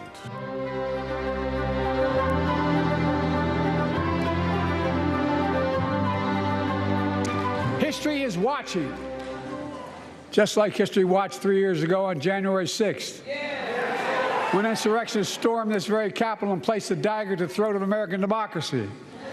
Many of you are here on that darkest of days. We all saw with our own eyes the insurrectionists were not patriots. They'd come to stop the peaceful transfer of power, to overturn the will of the people. January 6th lies about the 2020 election and the plots to steal the election posed a gravest threat to U.S. democracy since the Civil War. That set the tone tonight. That was Joe Biden. Ed and Bianca here. Been here all night long. I got to say, the way he set the tone early with that was so nasty, so negative. I mean, we were 2 minutes in and he was talking about Trump praising Putin and taking everything out of context. So you kind of knew where this was going. Ended up being more of a divisive campaign speech. Yeah. And in the end, really, the focus not really on any of the issues that real Americans are facing, and no accountability for the moves he's made to get us into these disasters. I think John McLaughlin made that clear with the polling, and that's what people, they care more about inflation and illegal immigration. He didn't focus on that. Let's bring in retired Brigadier General for the U.S. Air Force. Blaine Holt, the retired general, and also here, retired Lieutenant Colonel from the Army, president of the London Center of Policy Research, Tony Shaffer. They are taking on all enemies, as we like to say, foreign and domestic. Right. And Blaine, I watched that, and I thought Joe wants to make the real enemy white Christian nationalism. He's going to say it's white nationalism. Yeah. January 6th. That's the enemy. MAGA Republicans. And that's how he wants to frame the election. Yeah. Yeah, wow, what an adventure tonight in just raw anger. And we led off with priority, Ukraine, of course. But the thing that really is troubling is look at these contrasts. We don't seek conflict with China. We seek competition. But we seek an enemy in MAGA and America First and conservatives. And so if you're one of those, well, we want to go to war with you. But not China. Want you to have rights. And then we don't say, I mean, every State of the Union is supposed to end in a compulsory way. You say the State of the Union is great, not true in this case. And then you say, God bless America. He didn't even do that. So the thing that really struck me, though, is the State of the Union tonight is we are in great peril. We're in great peril militarily from wars abroad, militarily from wars that potentially could break out here with 8 million fighting-age men that we don't know where they're from or who they're aligned with. Economically, we're on the brink of potential financial collapse. Our infrastructure, our cyber structure, parts of the government's cyber websites went down tonight. So we're in real trouble. Americans know this. And wait, what happened about what went down tonight? Sorry. Many agencies, government websites. Many agencies across the government went down tonight. There's still during two. The speech. I think NCIS are still down. Really? Yep. Tony, what do you know about that? Well, I think the timing is peculiar. I don't know of any side information yet, but gee, you got the big guy up talking about threats, and you know, we want to compete with China. We don't want to, you know, and China takes things down, is what I think. So, I mean, you know, to follow on with what Blaine was saying, there are real threats. I think some of those threats may have been demonstrated during his speech. You know, one of the great quotes here. I wrote it down. It was so good. Quote: the threat to democracy must be defended. Unquote. So, yeah. You know, when you see comments like that, do you wonder why our prestige globally is diminished? And yeah, I think I think we're going to come to find some cyber event happen during this. Someone's sending us a message, and that message is Joe Biden is not acting effectively as the commander in chief. And everything he said tonight was a diversion from the key facts that the Houthi are defending our economy. I was at a meeting today, Ed and Bianca. I was talking to people who log for a living. Their costs have gone up triple to move lumber from the United States to Egypt and other places in the Far East because of the inability of Joe Biden to stop a bunch of guys in the back of 4x4s running around taking shots at ships. Those are the real issues. Right. And yet somehow I got yelled at for an hour because I don't agree with him that Ukraine should be the 51st state of the Union. I mean, come on, give me a break. Well, and you're looking at under Trump, the types of weaponry they used from Yemen or to attack was rudimentary. Now it's sophisticated. Now they're aligned. Now everyone's getting coalescing here, the Iranian proxies, and there's more training. And I think the other key thing, and we talk about this all the time, Ed and I and both of you, you know, there are all these conflicts bubbling up, but it does also tie into our southern border. And I know you both have served in our military, and when you don't hear God bless America, but we hear things like Chief Ortiz hasn't spoken to President Trump, the Border Patrol. We see Lloyd Austin floating through the halls tonight. We know he went MIA for a few days. The optics are terrible. I'm not sure that Biden could have said anything to restore any type of deterrence that we've lost, but he could have tried, that's for sure. But I think to sum it up and kind of ask you, Blaino, it all comes together. What's happening overseas, whether there's cyber attacks now happening here, it all comes back to what we are looking at here and the leader of the free world and a man in this position who probably A, is not capable and B, may be compromised. Oh, I wish you had given the rebuttal tonight. That would have been perfect. Yes. They can call me. They can call me next time. But what I'll add to that is the record is undeniable. You can't get away from that. We are in trouble. We know it as a nation.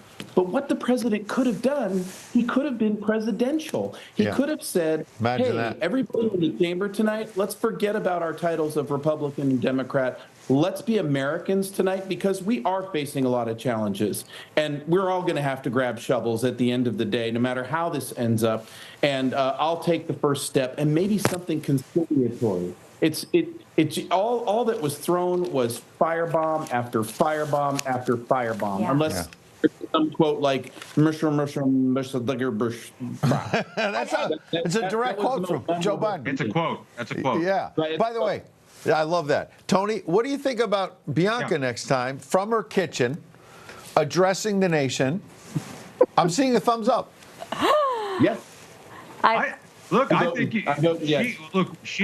Yeah, absolutely. I mean, look, she's effective, articulate, and knows the issues clearly. And I think that's the issue. Guys. And let me compliments will get you everywhere. No, I'm humbled and honored to be in this position because I think what we are doing has the utmost importance, and I do think that Americans have woken up, and that's why when we lay it out so clearly about what has happened here, it is important because now people aren't getting just the echo chamber of legacy media. Right. It's breaking through where people are looking at him and saying disaster. Well, and absolutely. And we appreciate both of you because you bring a lot of insights, but also some real scoop. And you see we have it on the banner now, multiple U.S. government websites going down in this big major outage. We'll see whether it was a cyber attack. One can expect that it likely was, but we don't want to get ahead of the facts. While we were talking, I went to DHS.gov, and it appeared to be back up. That was one of the sites, Homeland Security, that was down. Apparently, the ICE website was down as well, with the border being talked about. It's pretty remarkable that this was all happening during the State of the Union. Social media giants were out yesterday. We had the cell phone outage, a few weeks back now. So, yeah. I mean, listen, I think that there is, high concern, even when Director Wray has been warning and flashing red lights about potential for harm at our border. But I just have to say, too, one thing I thought of during this conversation is, even when we talked about Laken Riley, yes, he did say the name and he mispronounced it tonight. Did you notice he said someone who's lost a child? It always comes back to him. So when we're saying, why didn't he say about things about Americans? Because truly, I don't think it's in his heart. I don't think it's in his DNA to have that empathy or care. Blaine, go ahead. I see you nodding, Blaine. Go ahead. I agree. Laken Riley is, you know, and I pronounce every chance I get that I'm a proud Georgia Bulldog, and all of Bulldog Nation is just crying out for Laken. Yeah. And I love how the school has come together and rallied around her, and that my home state of Georgia has as well. But when you take that and you make it about your own personal circumstance, that's not empathy and that's not sympathy. Right. And honestly, I'm really happy that Laken's parents spared themselves from coming to the State of the Union, which they were invited to do.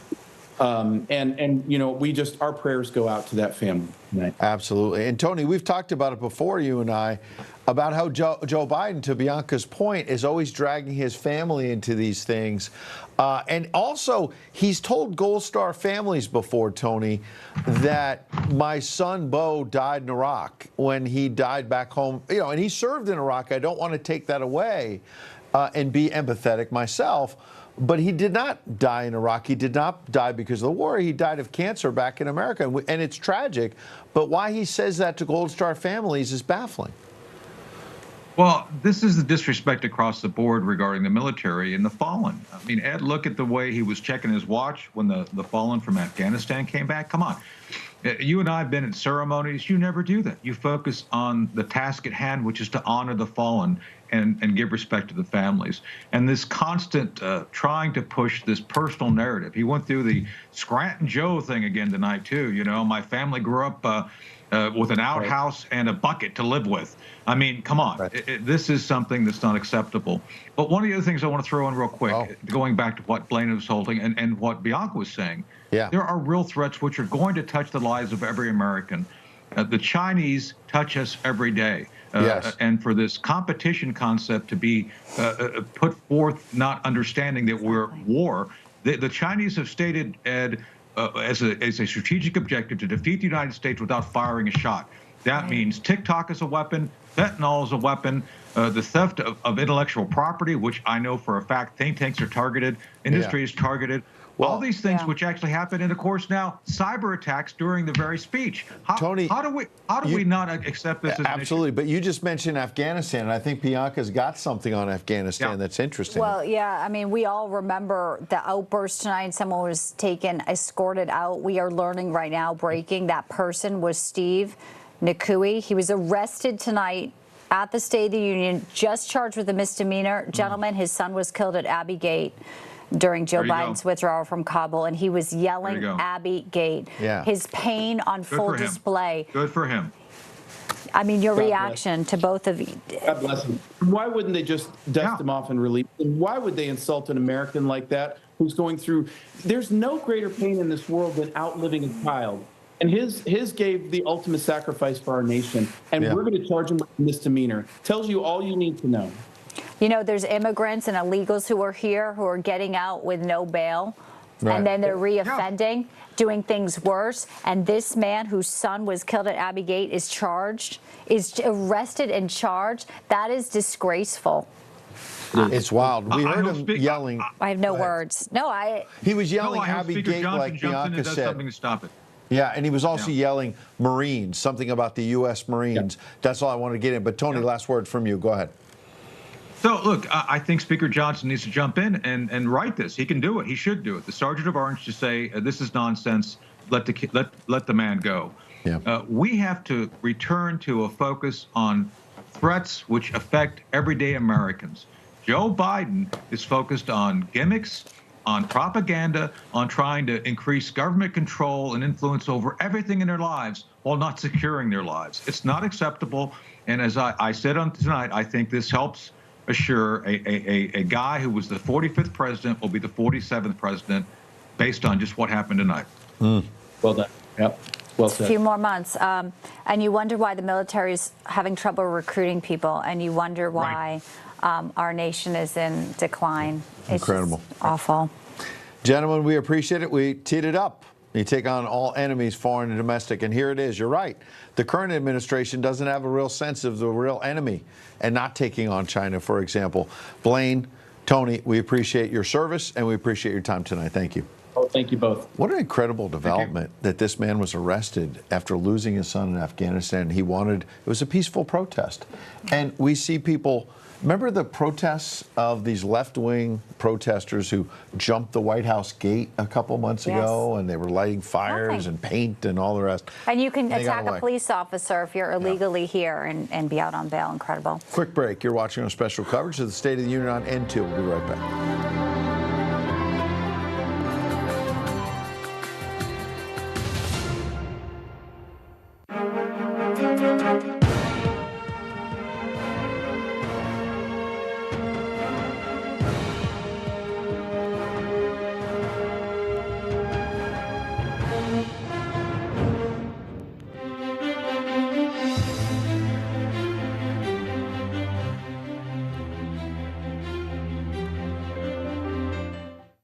In 1777, while fighting the American Revolution, our founding fathers created the Articles of Confederation, the first set of basic laws to govern the new nation.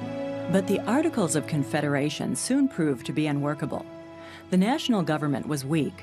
There was no presidency, no judiciary, and only one chamber of Congress.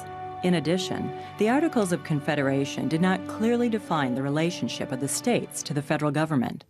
In 1787, to prepare for a constitutional convention in Philadelphia, a young Virginian named James Madison studied classical governments and philosophers. Madison wanted to create a new republic, one that would endure through the ages. In May of 1787, the United States Constitutional Convention convened in Philadelphia. Madison's outline for a new government was bold. It was based on three branches of power: executive, judicial, and legislative, consisting of two chambers of Congress, the House and the Senate. Over the next 4 months, the founders debated how to divide power between the federal and state governments. Advocates of a strong federal government became known as Federalists. The federal government would have specific, limited powers, so-called enumerated powers, with all remaining powers reserved for the states and for the people. The first three words of the preamble make clear the source of all constitutional power. We the people will govern the nation, not a king and not a dictator. Today, our United States Constitution remains the oldest federal constitution in the world. I'm Callista Gingrich, and this is Let Freedom Ring on Newsmax TV.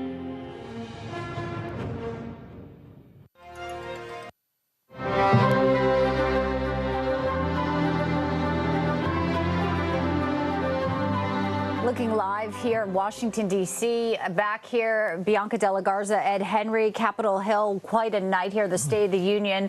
Joe Biden using his platform more of a campaign speech. And we have just learned a sad development that somebody who was protesting and making his thoughts known was a father whose son was killed at Abbey Gate. And he's been arrested and charged with a misdemeanor there for his comments. A lot of emotion today and this evening and a lot of reaction. Let's bring in White House and Washington reporter for Politico, Daniel Littman. Daniel, great to see you again. So obviously a lot of people are saying this just simply missed the mark. Joe Biden came off as more divisive and did not unify the country. Missed opportunity. Your take?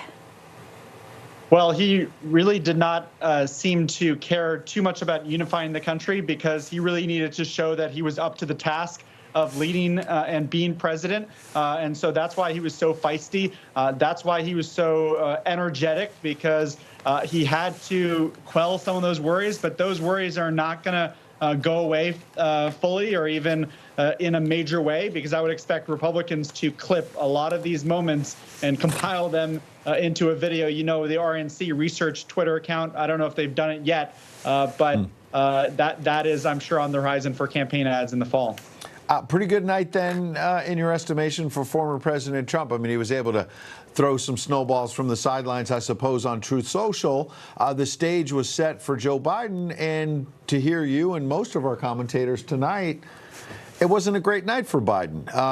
This is a week that started on Monday with Donald Trump winning at the Supreme Court 9-0 on the Colorado ballot question. Tuesday, it's a blowout on Super Tuesday. Wednesday, you've got Nikki Haley out. And Thursday, Joe Biden has kind of a rough night. Not a bad week for Donald Trump.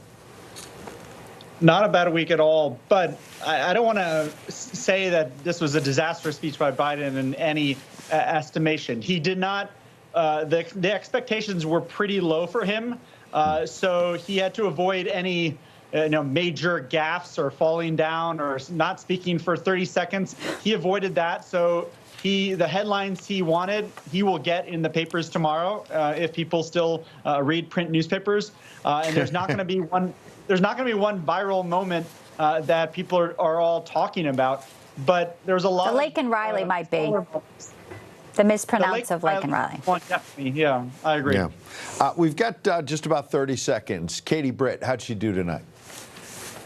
Well, this was her big introduction to the American people. I think she did okay. I thought she was a little too theatrical at times. Mm-hmm. It felt almost like a little play that she was enacting in her kitchen. But she voiced a lot of the concerns that Republicans have about Biden, about how he's handled the border and the economy. And that's, she did what she had to do, which was tell Americans, give Americans do that contrast. Yeah. Daniel Lippman at Politico. We appreciate it. Thanks, Daniel. Always great to be with you, Bianca. It's been a lot of big nights early in this year, and I suspect it'll go right on through November. Thanks for being here at N2. Thanks, everybody. Have a peaceful rest of your night. We'll see you here tomorrow.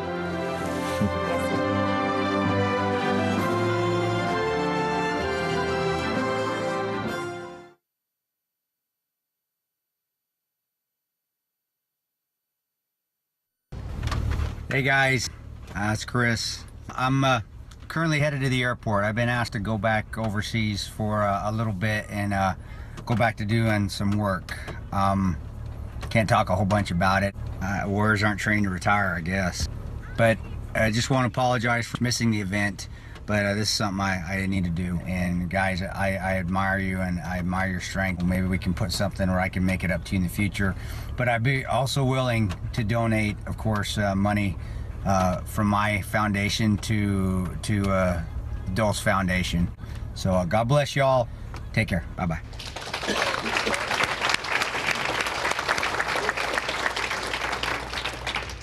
So on behalf of the Chris Peranto 14th Hour Foundation, he wanted to present you with a check for $5,000. Nice.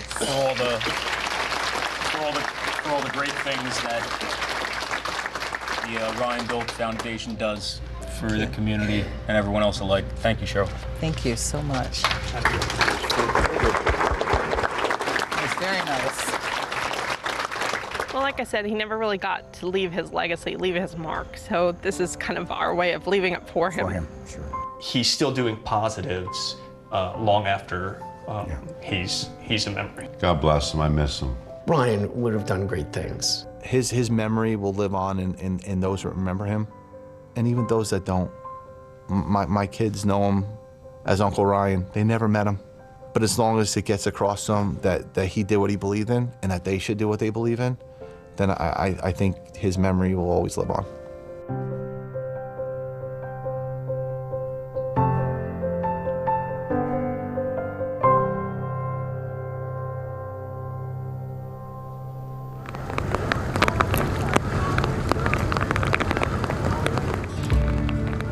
There's an old saying that you die twice.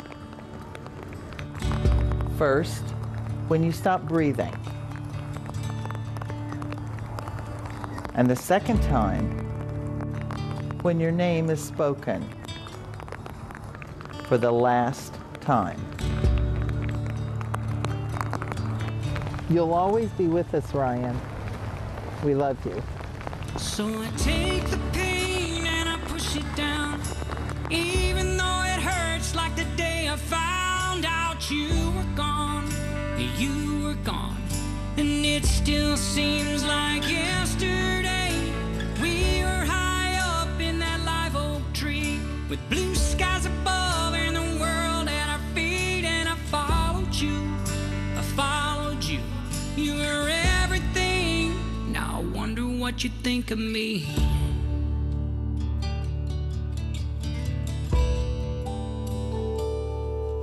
Well, the world's moved on since you've been gone. It's just another day. And sometimes when I speak, I think it's something you might say. My heart races, beats so hard inside of me.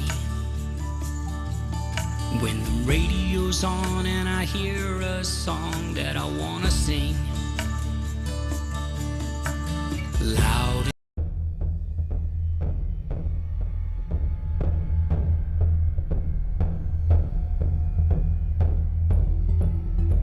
April 27th, 1945. Berlin is surrounded by Soviet troops, fighting into